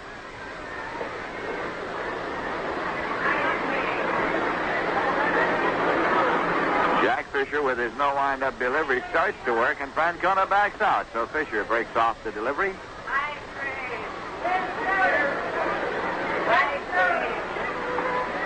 Now a pitch that is low for a ball. Double barrel action now in the mid bullpen. Right-hander Hal Reniff. Left-hander Don Shaw. 1-0 pitch to Francona. Hit deep to center field. It's way back there, and Stahl goes to the warning track and hauls it down. Ball is hit over 400 feet to straightaway center field. 2 men out, nobody on base, and Philippe Alou is coming up. He had a 2-run homer in the 5th inning that put the Braves temporarily ahead, bringing them from behind. Since then, the Mets have scored the run that tied it at 3-3. Alou is 1 for 3 for the afternoon, hitting .282 for the season. Here's a pitch foul back and out of play. Count of strike 1. The answer to the baseball quiz, the 3-2 league 20-game winners in the same season were Joe McGinnity. Here's a swing and a base hit into center field for Philippe Alou. Larry Stahl up, returns it to the infield. Joe McGinnity, 21-18 in 19-2. Pat Flaherty, 21-11 in 19-4. And Hank Baroy, 21-7 in 1945, when he split the year between the Yankees and the National League pennant-winning Chicago Cubs. Now the Braves have a runner at first on Philippe Alou's single to center. 2 men out, and Mike Jones is coming up. He's nothing but 3, left-hand batter.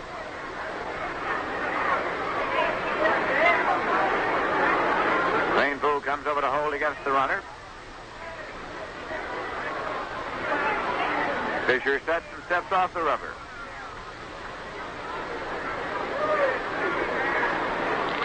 Breaking pitches outside for a ball. Fischer has struck out 2 and walked none this afternoon. The hit by Philippe Alou was the 9th off Fischer.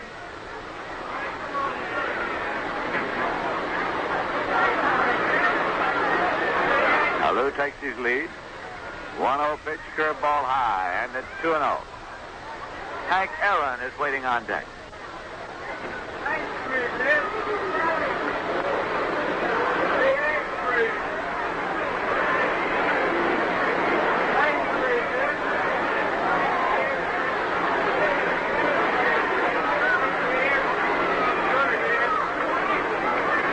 Now Fischer sets up and throws to first. Not in time. Alou is back safely.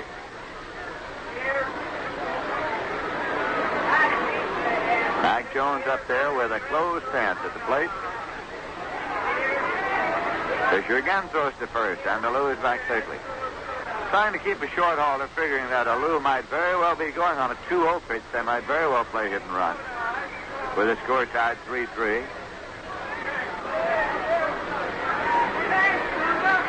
Now the 2-0 pitch swung on and fouled off. He wasn't going. It's 2-1.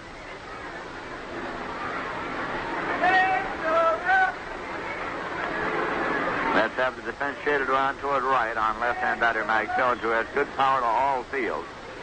He led off the 11th inning with a home run over the fence into the Braves bullpen in left field night before last. Swinging a foul ball back and out of play, and the count is even now at 2-2 to Mac Jones. Nelson with Ralph Connor and Bob Murphy at Shea Stadium in New York, and Dick Kelly is coming to do the pitching now for the Atlanta Braves. He worked for 2/3 of an inning last night and was touched for 1 run on 2 hits. He has a record of 1 win and 7 losses. Left-hander, and he'll be working to right-hand batter Jack Fischer up to lead off for the Mets. This is a managerial decision to make right here, allowing Fischer to bat in the bottom half of the 7th inning. Leading off with a score tied 3-3. Fischer is 0 for 2. 3 for 37 this season. Swinging a ground ball to second. Taken there by Woodward and played over to Aloo, and there's 1 away. Now Bud Harrelson's coming up. He is 3 for 3 in this ball game. A single, a double, and then bunted his way on. Listen to the hand for Harrelson. His batting average for the season is .278. He turns around now to bat right-handed against the left-hander Dick Kelly. He's a switch hitter, so he's been batting left. His left-handed batting average for the season is .303. Pitches in for a call strike. His natural side is batting right-handed. Kelly started him off with a fastball.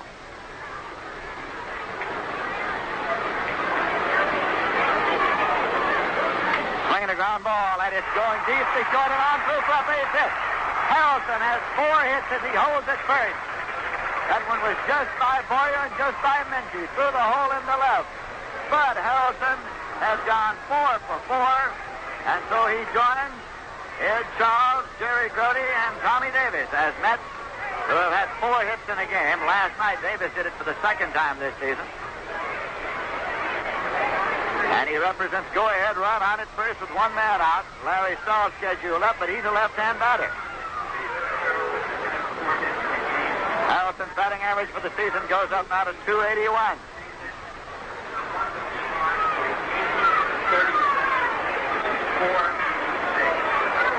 We're going to get Tommy Reynolds batting for Larry Stahl. In the month of July, Bud Harrelson has batted .486. Manager Wes Westrom here playing righty-lefty as he takes down his left-hand batter Larry Stahl and sends up his right-hand batter Tommy Reynolds. Claude Raymond, a right-hander, is up and throwing in the bullpen now for the Atlanta Braves.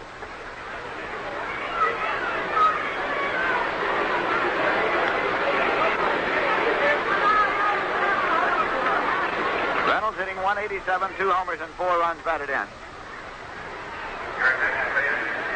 Ladies and gentlemen, for New York, batting for Stahl, number 16, Tommy Reynolds. The score is tied here. The Mets 3 and the Braves 3, with the Mets batting in the bottom half of the 7th inning. Philippe Alou comes over to hold against Bud Harrelson.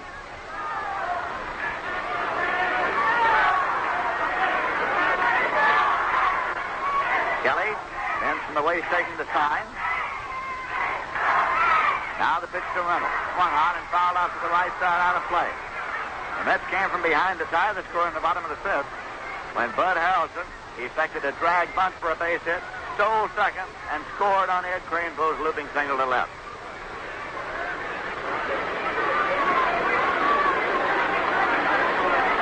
Tommy Davis is taking his cuts in the on-deck circle. Harrelson leads at first as Kelly looks for the sign. Off the stretch now. Pitch to Reynolds. Swung on, and it is knocked down at second by Woodward to throw to first, and just to get Reynolds. Harrelson moving on to second. Woody Woodward barely got to that ball, slammed between first and second. He got a glove on it to knock it down. He was on the rim of the outfield grass when he scampered after it. Picked it up and threw on to Philippe Alou at first to get Reynolds. But Harrelson has moved into scoring position at second base. 2 men out, and Tommy Davis is coming up.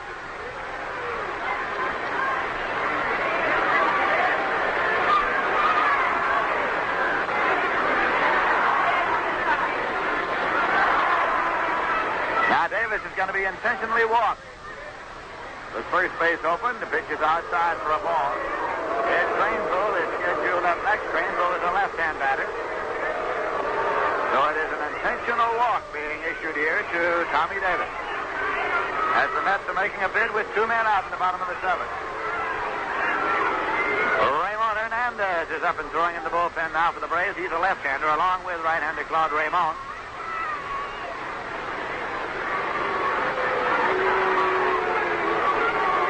Now ball 4 and Tommy Davis goes down to first. Harrelson holds at second and Kranepool is coming up.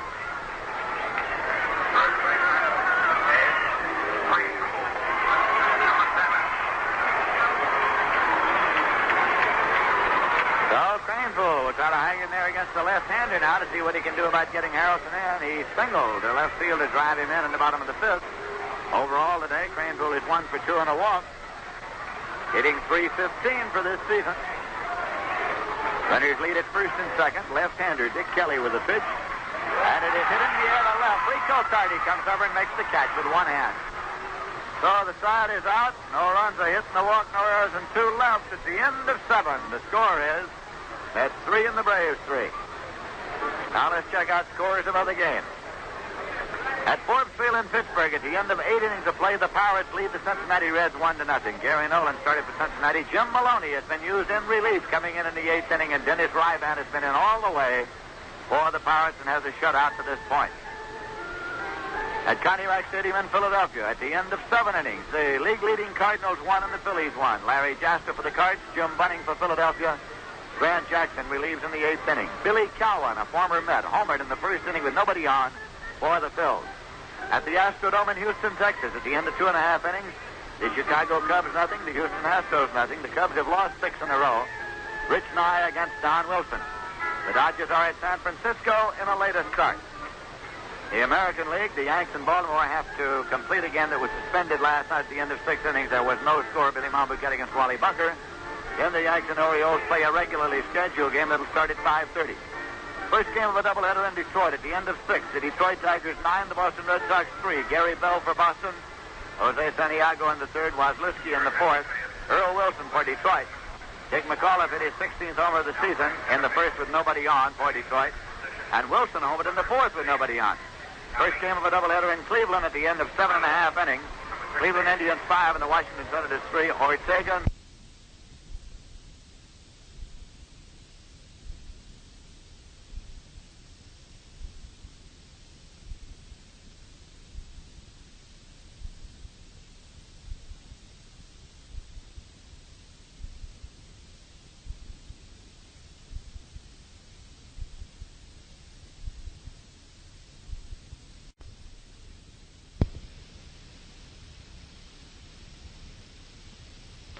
Frank Howard hit his 23rd homer of the season in the 5th with one on. He leads the major leagues in homers.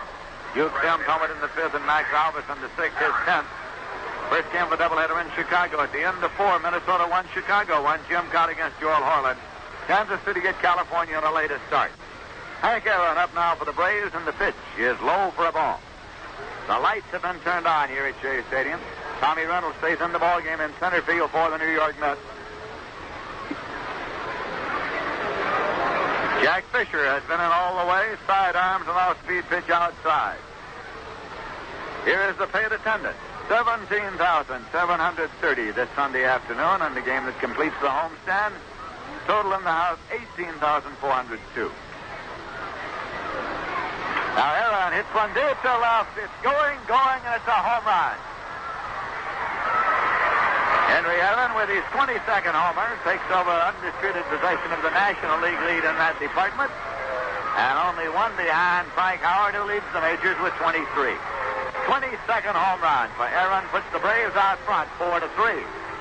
And it brings out manager Wes Western to the mound.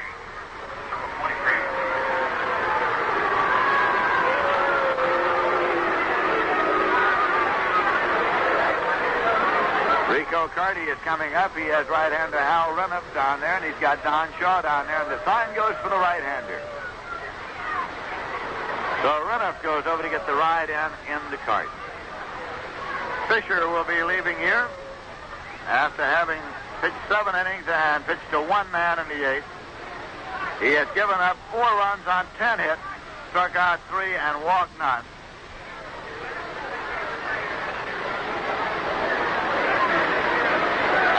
Reniff is making his 5th appearance since coming over from the Yankees. First 2 times out, July 1st and 2nd. He registered wins in relief over the St. Louis Cardinals and then registered a save for Fischer against the Giants. He worked against the Atlanta Braves night before last for 1 1/3, in which he was charged with no runs and gave up only 1 hit. It was a ball bounced over the head of Ken Boyer at third by Joe Tori to drive in Hank Aaron with what was the tying run in the 9th. Then the Braves went on to win it in the 11th. Reniff did not figure in the loss.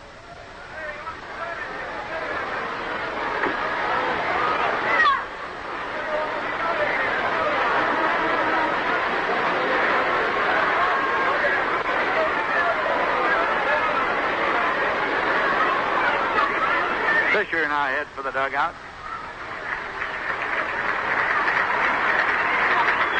The Braves have taken a 4-3 lead here in the top half of the 8th inning. We'd like to remind you that we'll be observing Senior Citizens Day here on Wednesday, July 19th. All fans 60 years of age or over will be admitted for the service charge of 50 cents. That's Senior Citizens Day on Wednesday, July 19th. 18402.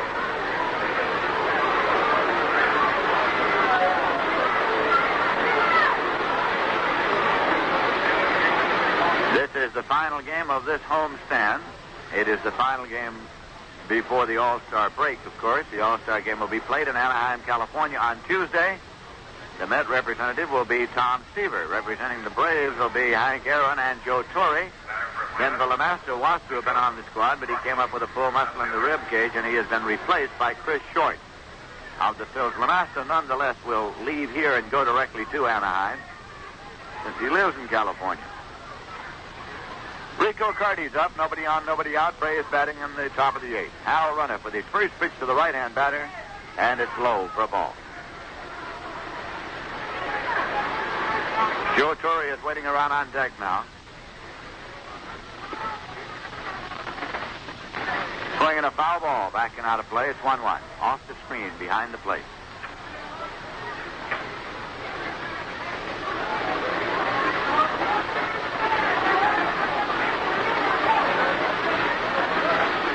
Reniff's 1-1 offering. Let up high. 2-1 to Rico Carty.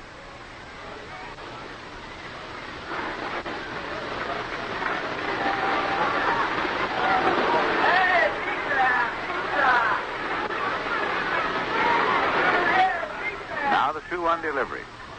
Right in there for a called strike 2. It's 2-2.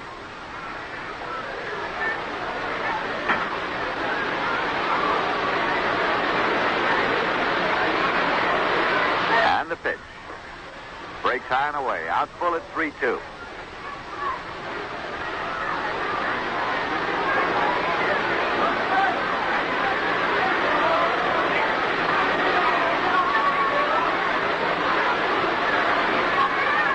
Reniff takes the sign from Grote.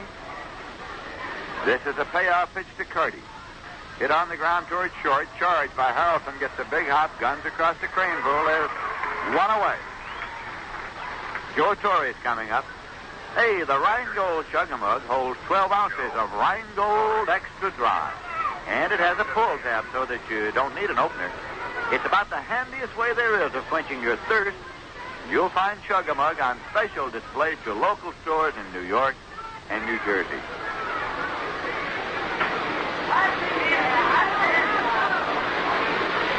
Pitches in for a call strike. Tori's been on base 3 consecutive times today. Single to drive and a run in the 1st inning. Single to right in the 4th inning.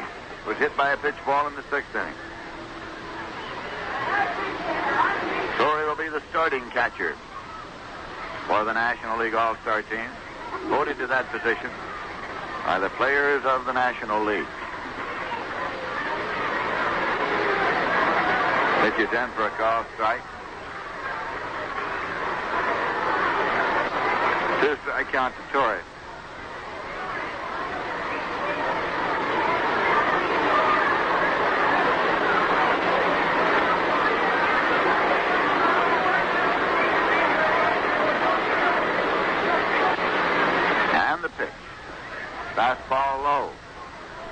Crawford, the plate umpire, figured that was going to be in the dirt, and he wasn't too confident that Grote was going to handle it, and he was backpedaling out of the way. 1-2.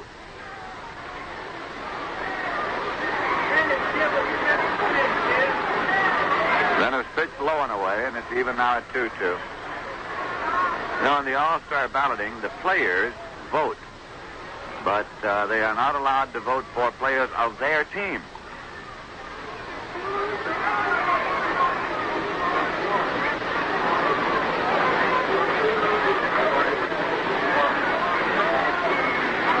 This will be a 2-2 delivery. Let up, and it is lined to short off the glove of Harrelson. He slips down and trying to grab it, and Tori's on it first. It's a base hit. It was a line shot. Harrelson made a backhand stab, had the ball in the glove, but just off the glove and right onto the turf, and it's a base hit.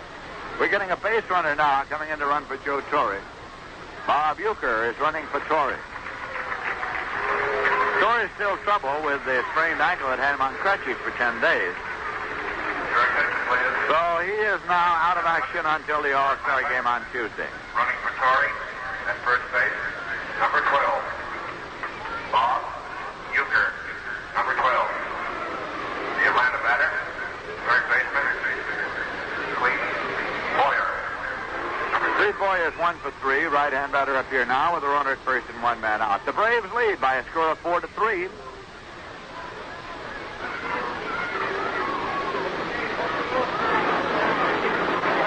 Reniff checks the runner. Here's the pitch.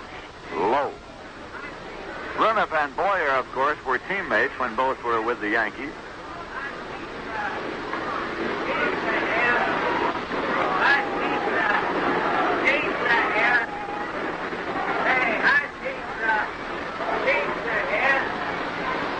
Off the stretch, the 1-0 pitch. Breaking ball high, it's 2-0. Jack LeMahieu is up and throwing in the bullpen now for the Mets, along with left-hander Don Shaw.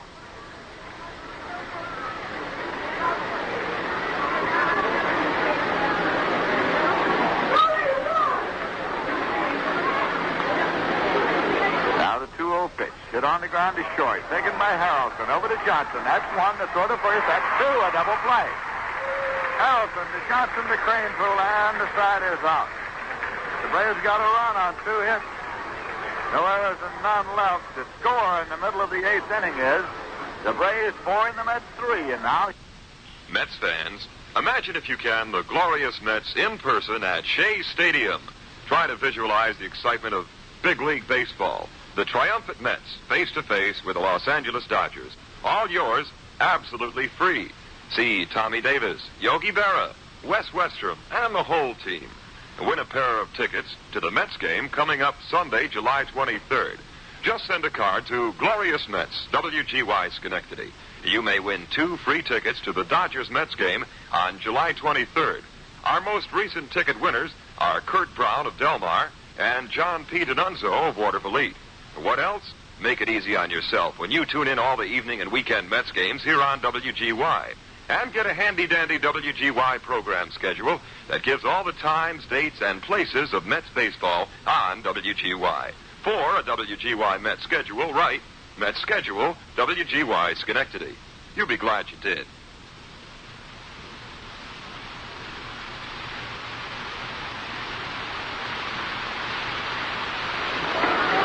warm-ups have begun for the completion of that suspended game in Baltimore between the Orioles and the Yankees. It was no score at the end of 6. Fritz Peterson is warming up for the New York Yankees, and Stu Miller warming up for the Baltimore Orioles.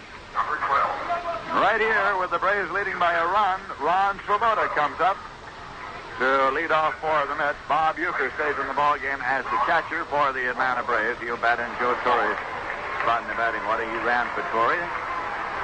Left-hander Dick Kelly is still the pitcher on the mound. So the Mets try to battle back here in the bottom of the 8th, trailing by a run. Swoboda up and Ed Charles on deck. Kelly's pitch is high for a ball. Swoboda struck out, slide to center, and fouled out to the catcher. Nothing for 3 today.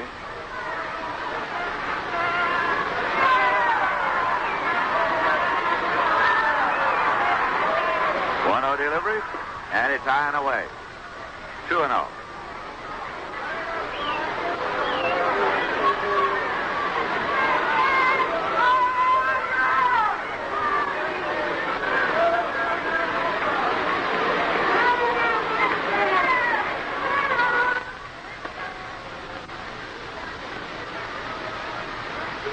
Now the pitch. Check swing, foul ball, and it goes 2-1 to Swoboda.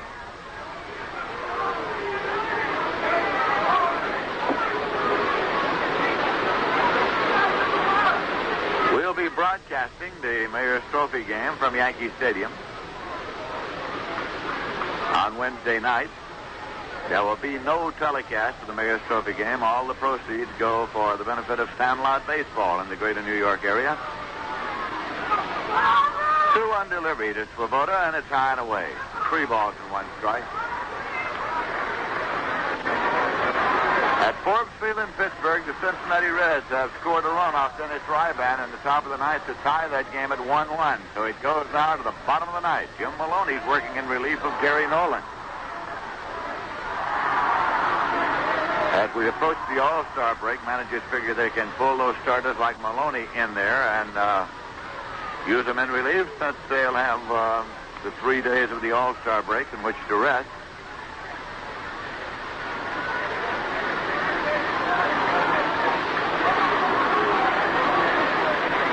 Pitch. Popped up. At second base, Woody Woodward makes the call and the catch. Swoboda's out. Ed Charles is the batter. He's 1 for 3. He had a leadoff homer in the bottom of the fourth.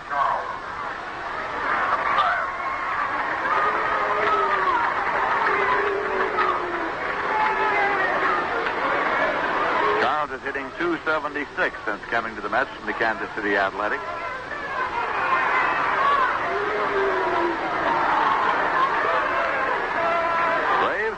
Mets 3.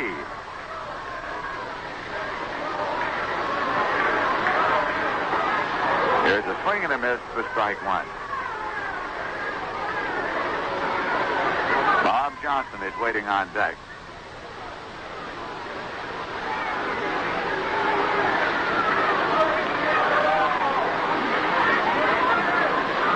Now the strike 1 pitch.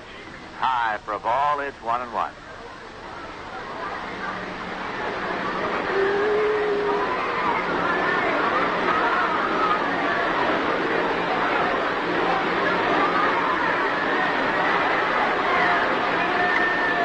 Kelly takes the sign, deals a pitch.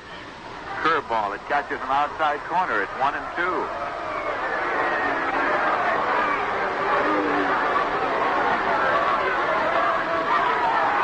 Charles back into the batter's box.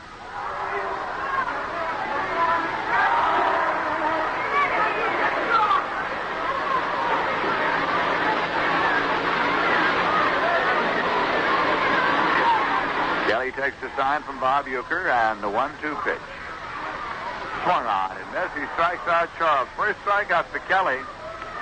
2 away for the Mets, batting in the 8th, and Bob Johnson's coming up. He's 1 for 3. He's a right-hand batter. This has been a ball game in which the lead has changed hands several times. Willie Stargell has homered in the bottom of the ninth for the Pittsburgh Pirates to win the ball game by a score of 2-1 over the Cincinnati Reds and to give Dennis Ryban his 5th win of the year. Ryban is 5-4. It was home run number 12 for Willie Stargell. He hit it off Jim Maloney, working in relief. Swinging a foul ball, back at first, out of play. Going to the bottom half of the 8th inning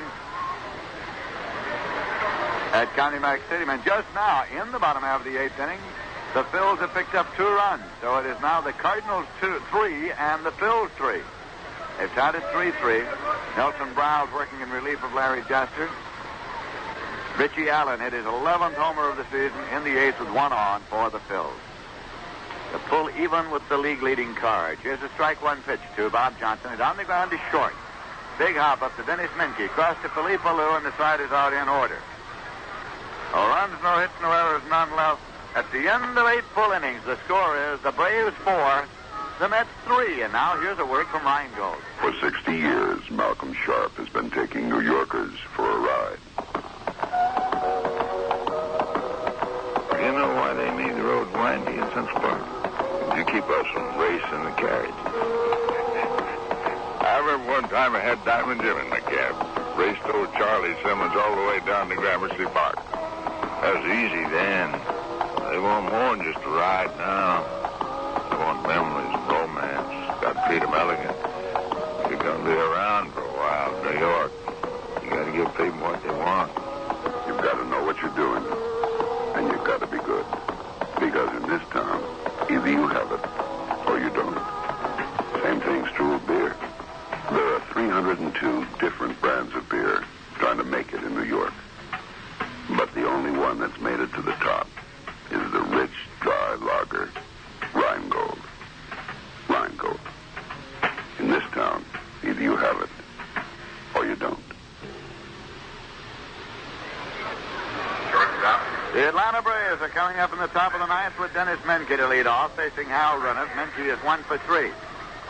In Cleveland, in the ninth inning, Ken McMullen has hit a 3-run homer for the Senators, and Frank Howard has hit a solo homer. Howard's second homer of the ball game, his 24th hit in the ninth inning. Pitch is low now to Menke. Frank Howard leads the major leagues in home runs with his 23rd and 24th this afternoon in the first game of a doubleheader in Cleveland. Senators still batting. Here's a swing and a ground ball to short. A big hop up to Harrelson and across now to Kranepool. One away. We pause for station identification. This is the New York Mets Baseball Network. This is the bright sound in radio. WGY, a General Electric Broadcasting Company station at 810 on your dial in Schenectady, New York. Bob Murphy and Ralph Kiner at Shea Stadium in New York. Woody Woodward's up. Reynolds' pitch in there for a called strike. Woodward is 0 for 3 in this game. The Braves 4 and the Mets 3. Braves batting in the top of the ninth.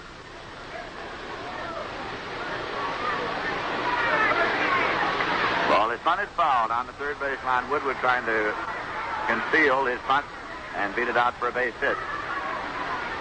2-strike count. When the Mets resume National League play after the All-Star break, it will be at Crosley Field in Cincinnati on Thursday night with a twilight doubleheader. We'll be broadcasting both games of the twilight. Of course, all games of the New York Mets are broadcast.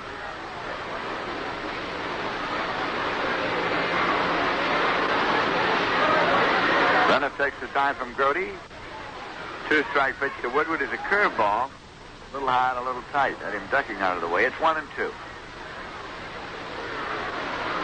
Pitcher Dick Kelly is on deck.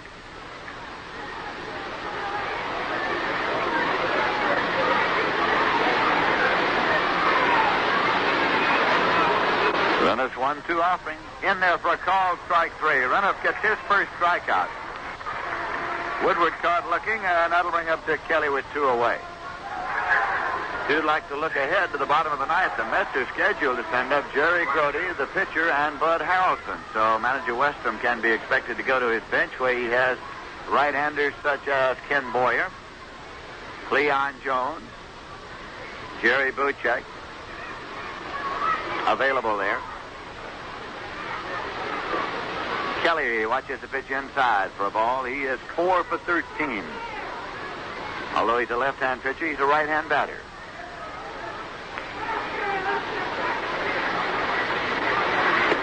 Low for a ball.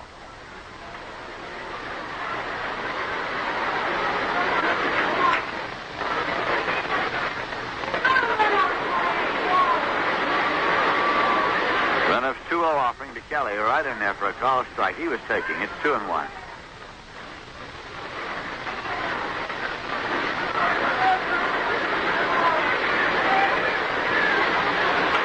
Ground ball foul, back of first base, out of play.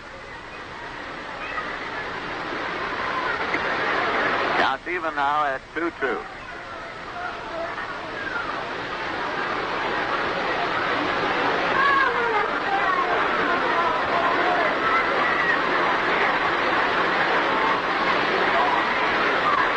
There's a swing and a miss as Kelly threw his bat at the ball, and it traveled all the way out about shortstop. 2 strikeouts for Reniff in the inning as he got the side in order. No runs, no hits, no errors, none left. in the middle of the ninth. The score is the Braves 4 and the Mets 3. Now here's a word from Reingold. Look, you can't pull the wool over their eyes. You can't kid the public around here. You can't put one over on these guys, and they'll toss you right out on your ear.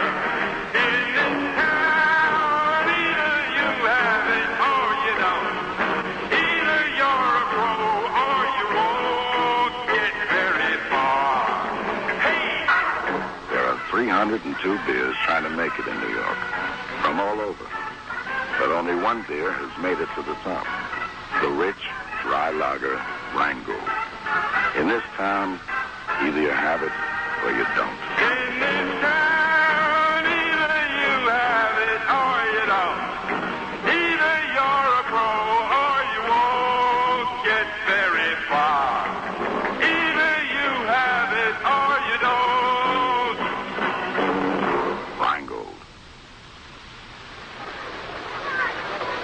In the first game of the doubleheader in Cleveland, the Washington Senators got 5 runs in the top of the ninth to lead the Cleveland Indians by a score of 8-5. And in Chicago, in the first game of the doubleheader, pitcher Jim Cott of the Minnesota Twins has homered in the sixth with 1 on. Twins lead the Chicago White Sox 5-1 going to the bottom of the sixth.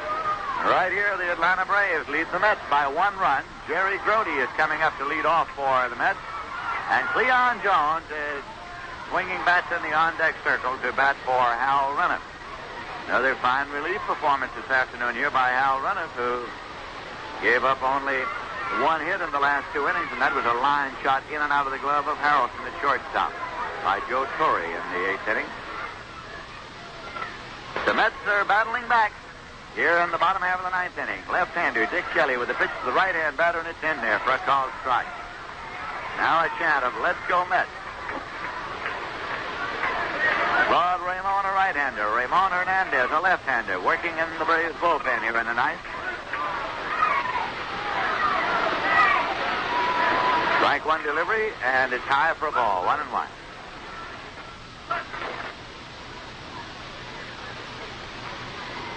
Ken Johnson worked the first 6 innings of this ball game and was charged with 3 runs on 7 hits. He struck out 3 and he walked 1. Then Dick Kelly came on to pitch the 7th and 8th, and he's pitching the 9th here.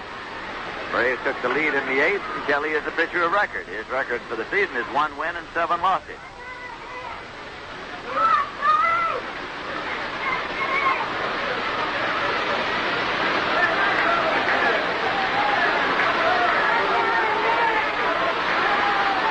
Now here's a 1-1 pitch to Grote. Swung on and missed. It's 1-2.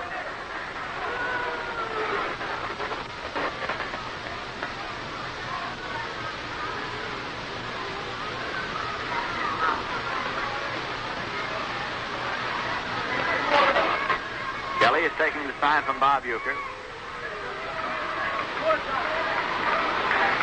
And he takes a long time, so Grote backs out of the batter's box. Now he's back in, and here's a 1-2 offering. Swung on and missed, and Kelly gets his second strikeout. Cleon Jones will come up to bat now for Hal Reniff.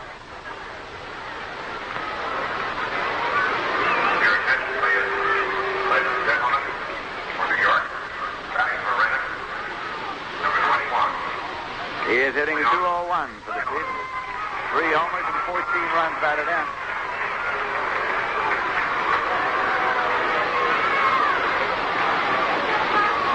And Bud Harrelson is on deck. Harrelson is 4 for 4. And Harrelson has his season's batting average up to 281.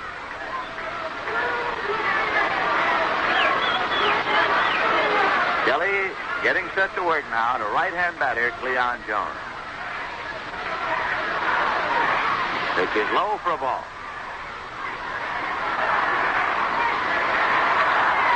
Final score of the Pirates 2 and the Cincinnati Reds 1. Dennis Ryban gets the win. His 5th. Pittsburgh got only 3 hits off Nolan and Maloney. But one of them was that homer by Stargell in the bottom of the 9th to win it. Here's a pitch in for a call strike to Cleon Jones. It's 1-1.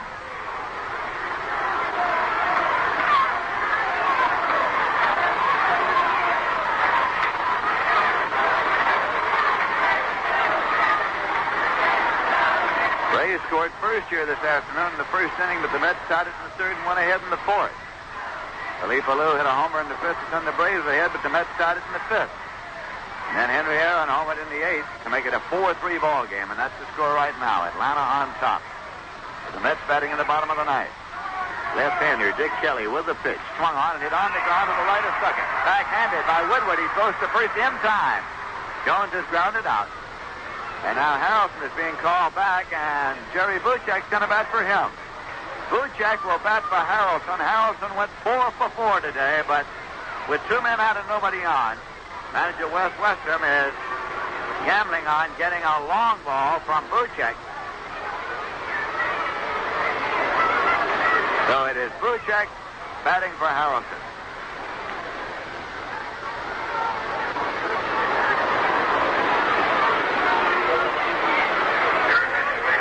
Buchek has had 7 home runs this year and 18 runs batted in, hitting .227.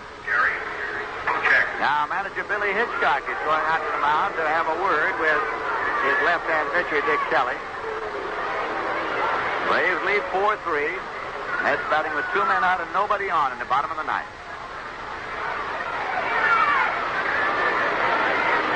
Now Hitchcock turns and comes back to the dugout.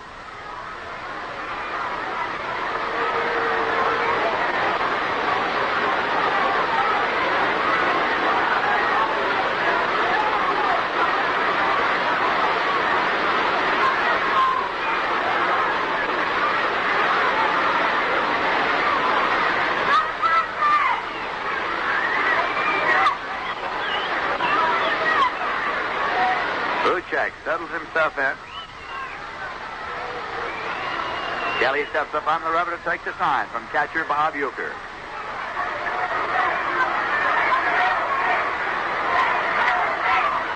Tommy Reynolds is waiting on deck. Here's the pitch. And it's high for a ball.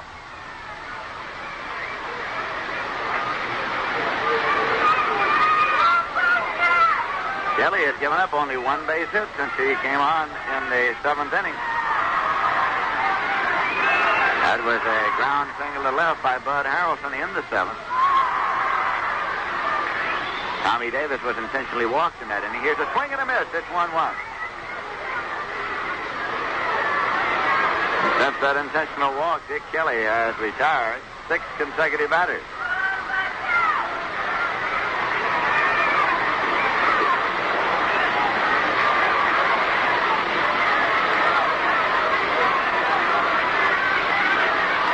Pitch in there for a call, strike 2. So with 2 men out in the bottom half of the 9th inning, nobody on base. The Braves leading 4-3. The count to Buchek goes to 1 ball and 2 strikes.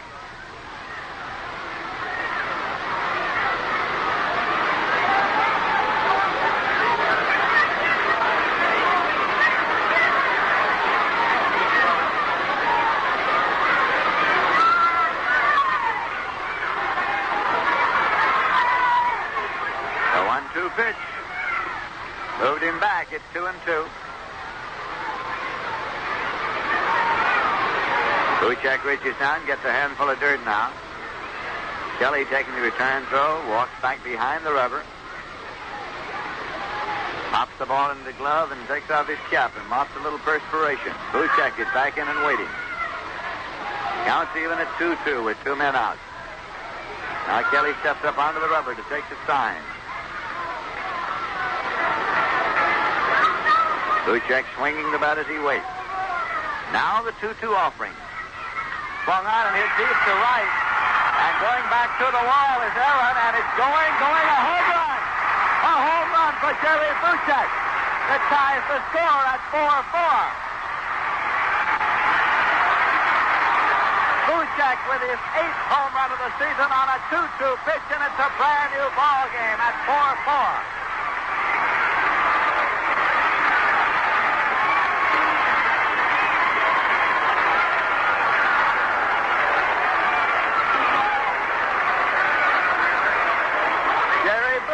With his 8th homer, his last one came on the 11th of June at Chicago off Chuck Hartenstein. And manager Wes Westrom got the long ball that he gambled for. Tommy Reynolds is up. Kelly's pitch. High for a ball. The Mets have tied it here in the bottom half of the ninth inning. Among other things, statistically, Jack Fischer is off the hook. He left the game as pitcher of record on the short side. He is off the hook now as it's a 4-4 ball game in the bottom of the ninth. And now this crowd is really coming alive. They'd like to see the Mets keep it going. 2 men out. Dick Kelly with a 1-0 pitch to Reynolds, and it's low. Kelly goes behind 2-0.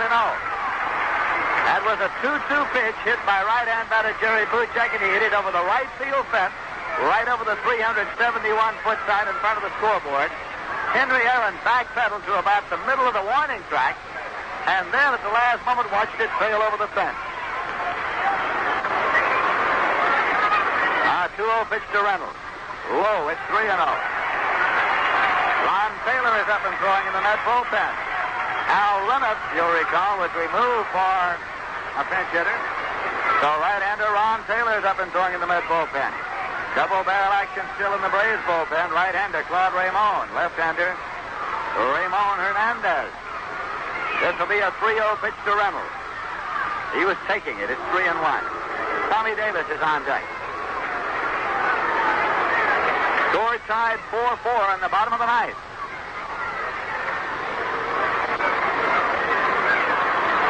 Jerry Buchek with a pinch homer to keep the Met hopes alive. This will be a 3-1 pitch to Reynolds. He watches low and he walks. Second walk issued by Kelly, and that's going to get Kelly out of the ball game. Claude Raymond is going to be brought in here to pitch to Tommy Davis. Manager Billy Hitchcock is on his way to the mound. He's already made the sign to the bullpen for the right-hander. Claude Raymond will be coming in here to make his 31st appearance. He worked night before last for 2 innings in which he allowed no runs and only 1 hit. Matter of fact, he hasn't allowed a run in his last 1, 2, 3, 4, 5, 6, 7 times out. The last time he allowed a run was on June 20th at Los Angeles when he worked 2/3 of an inning and gave up 1 run on 2 hits. That's the only run he's given up since he came from Houston to Atlanta for Wade Bassing game on the 16th of June. So he's going to come in here to pitch to Tommy Davis. He's just now getting into the electric cart down in the left field corner. Manager Billy Hitchcock is talking to Dick Kelly. It looks as though Kelly might get out with a victory, but Jerry Buchek took care of that with his pinch homer over the right field fence. Kelly cannot possibly be the winning pitcher as he goes out of here now. Statistically, the temporary beneficiary of the home run is Hal Reniff. If the Mets were to get a run and pull it out here in the bottom of the ninth, Reniff would then be winning pitcher.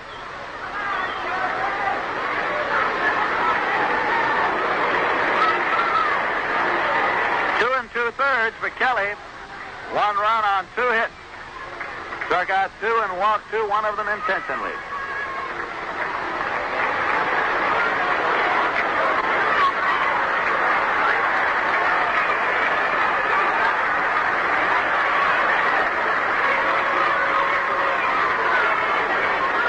First game is over in Cleveland. The Washington Senators defeating the Cleveland Indians 8-5. Dick Lyons gets the win in relief.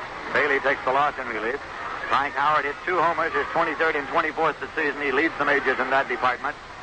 Ken McMullen had a 3-run homer for Washington. Duke Sims and Max Alvis also homers. In the 7th inning, the Yankees didn't score, and neither did Baltimore in the resumption of that game suspended last night, the end of 6.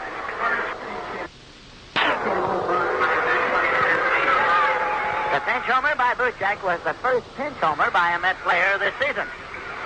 And it came at a very appropriate time for the Mets because they had gone about as far as they could go. 2 men out, nobody on, down 1 run with a 2-2 count. So Kelly was 1 pitch away from victory if the pitch had been a strike.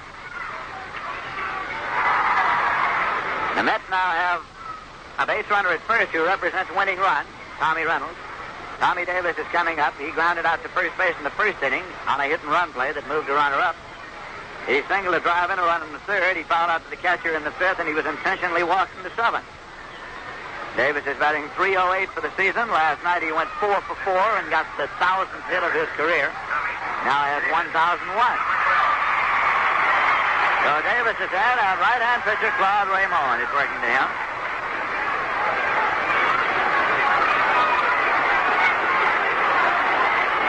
Davis has 10 homers and 42 runs batted in. They can't have let go Mets. 2 men out and a runner at first, bottom half of the ninth inning. Raymond is up and set. Pitch is swung on and fouled off right off the end of the bat into the Met dugout, and it rebounds out where it's fielded by Yogi Berra on the coaching lines at first. A strike one count to Tommy Davis.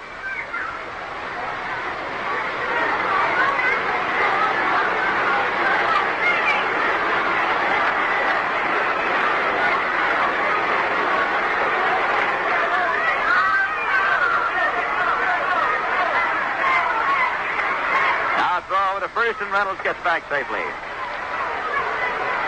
Ed Kranepool is waiting on deck. Raymond sets up. Goes to first, and Reynolds dives back in safely on a close play. Philippe Alou thought he might have the out as he made the sweeping tag and then started across the infield. Chris Pellicott is the umpire making the safe sign. Reynolds diving back in to grab that bag with his bare hand.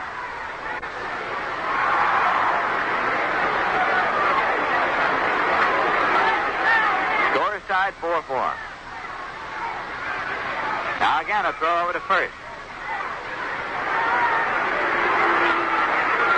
Claude Raymond trying to keep a short order on Tommy Reynolds. The runner at first and the score tied in the bottom of the ninth. There's always the possibility of the manager going to the hit and run. Here's a swing and a looper out into right center field, and coming on is Aaron, and he can't get it, and Reynolds is going to third. There's the throw, and it is taken by Foyer, not in time. Reynolds is at third base, and Tommy Davis has a looping single to right, setting up runners at first and third for the Mets, and left-hand batter Ed Kranepool is coming up. Tommy Davis might very well have broken the bat on that looper. Henry Aaron came full tilt. He couldn't get to it. Woody Woodward was going back. He couldn't get to it. Now Billy Hitchcock is coming on again. He'll want his left-hander, I imagine, Raymond Hernandez, to pitch to Kranepool. Raymond Hernandez is throwing feverishly down there in the bullpen. He is a left-hander. Now, Hitchcock arrives at the mound to talk to his right-hand pitcher, Claude Raymond. See what Raymond has to say about the situation and how he works to Kranepool before making any decision. None has been made yet.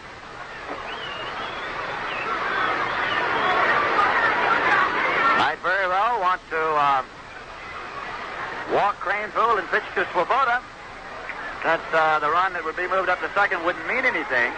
Because the run at third is the one that's the winning run with 2 men out. Swoboda's on deck. And Swoboda today has gone 0 for 4. Kranepool today is 1 for 3 in a walk, and he's driven in a run, and it's going to be the intentional walk to Kranepool. So that's the strategy arrived at. They will walk Kranepool and pitch to Swoboda. An intentional pass is being issued that will load the bases with 2 men out and bring up Ron Swoboda.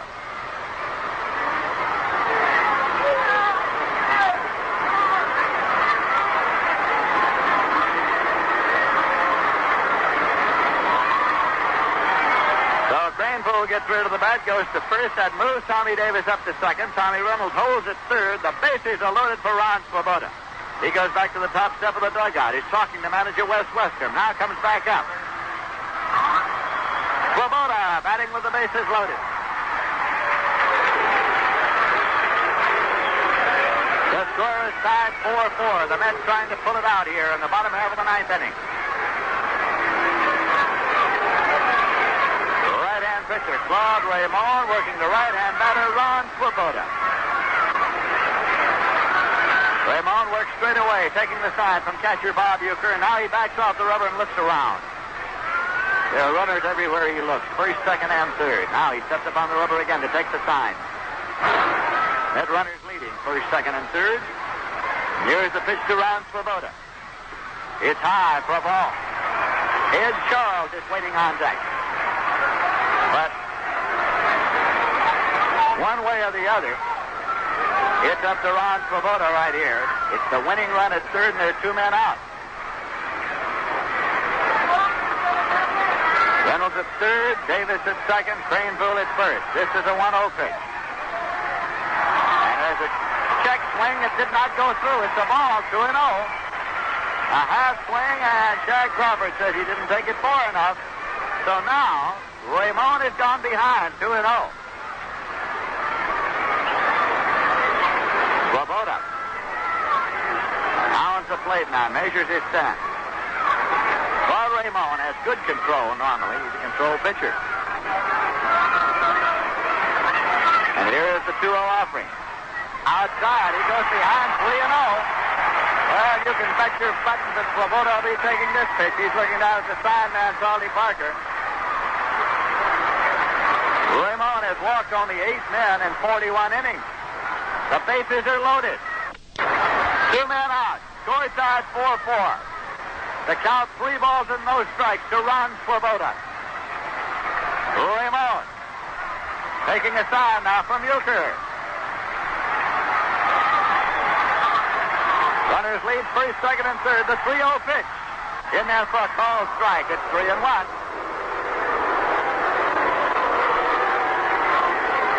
Swoboda reaches down to get a handful of dirt.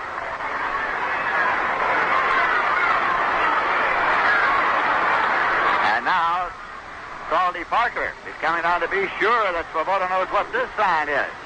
Swoboda hadn't looked at him for a while, and Salty was screaming down there to get his attention. The count is 3-1 to Swoboda. The bases are loaded. So it's up to the manager to decide whether to have him take this pitch or turn him loose to swing if he likes it. Todd Raymond throws the rubber. Takes the sign from Euchre. That base runner's leading at first, second, and third. Here's a 3-1 pitch. And he walked him. The ball game is over. Swoboda gets the run batted in as the winning run comes in. Reynolds stops at the plate, and this ball game is over. Reynolds was put on there by Dick Kelly, who becomes the losing pitcher. Ron Swoboda watched the 3-1 pitch over and drew the walk. He is credited with a run batted in, and the Mets pull it out in the bottom of the ninth after Jerry Buchek had a pinch homer to keep the Met hopes alive. So the Mets win it by a score of 5-4 to close out the homestand and take them up to the All-Star break.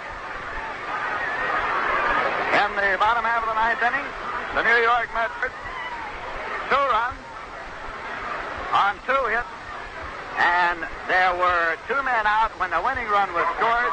We'll be back in a moment with the final summary and totals. Right now, the final score is the Mets 5, the Braves 4. We'll be back with more about the Mets in 1 moment. And now here's a... Mets fans, imagine if you can the glorious Mets in person at Shea Stadium.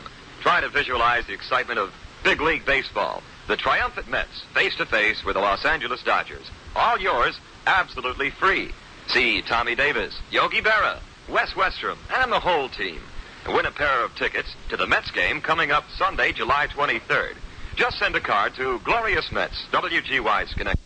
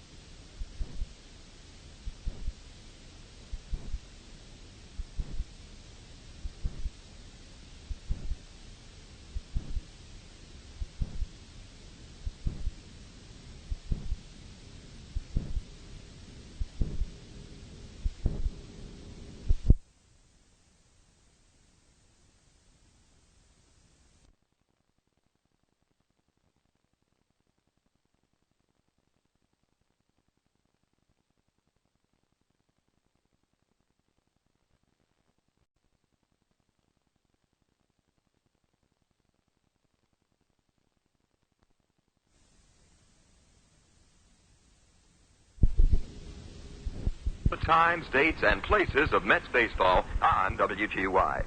for a WGY Met schedule, right? Met schedule, WGY Schenectady.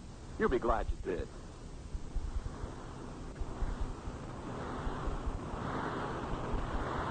There was a time early last season when the New York Mets won their first game of the year from the Atlanta Braves when Billy O'Dell, pitching at that time for the Braves, walked Ron Swoboda to force in the winning run. Well, it happened again here just a moment ago when Ron Swoboda drew a walk with the bases loaded to force in the winning run. Tommy Reynolds crossing the plate. Dick Kelly takes the loss, and Hal Reniff gets the win for the New York Mets. His third since coming over from the Yankees, had 3 wins and a save. It was a lulu of a ball game, this final game of the homestand, and the one that takes the Mets up to the All-Star break, as the Atlanta Braves scored in the first inning off Jack Fischer. But then the Mets came back as they picked up one in the third inning and another in the fourth. But then Philippe Alou hit a 2-run homer for the Braves to put them out in front in the fifth. But the Mets battled right back to get one to tie it up when Bud Harrelson got his third hit by dragging a bunt, stole second, and was knocked in by Ed Kranepool. So it was a 3-3 ball game, and some long shots were being hit off Jack Fischer, who was not at his very best today. And Hank Aaron led off the 8th inning with a homer to put the Braves out in front 4-3, and Fischer went out of the ball game at that point, and Reniff was brought on. The ball game went to the bottom half of the 9th inning, 4-3 Braves, and 2 men were out when Jerry Buchek was brought up to bat for Harrelson. Despite the fact that Harrelson was 4 for 4, manager Weston figured he had to get a man up there who might hit the ball out.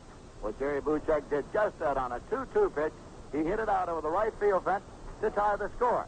And then Tommy Reynolds drew a walk, and that was all for Kelly. As Claude Raymond was brought on, Tommy Davis got a base hit. Ed Kranepool was purposely passed to load the bases, and then Ron Swoboda drew the walk that forced in the winning run, and of course Swoboda gets a run batted in.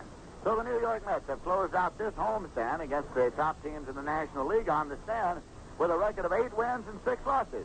The win today by the Mets over the Braves is the 7th. It is the most wins the Mets have ever had over the Braves in any season. Previously, 6 was the top number for the Mets to win over the Braves in a year. So the final totals in this ball game: for the Mets, 5 runs on 10 hits and no errors. For the Braves, 4 runs, 11 hits and no errors. Reniff is the winner. Kelly is the loser. The Mets pulled it out by scoring 2 in the bottom half of the 9th inning to win it 5-4. Rheingold has brought you National League Baseball with the New York Mets. Rheingold, New York's best-selling beer. In New York City, where there are 302 different beers, one has made it to the top: Rheingold. Either you have it or you don't, and Rheingold's got it.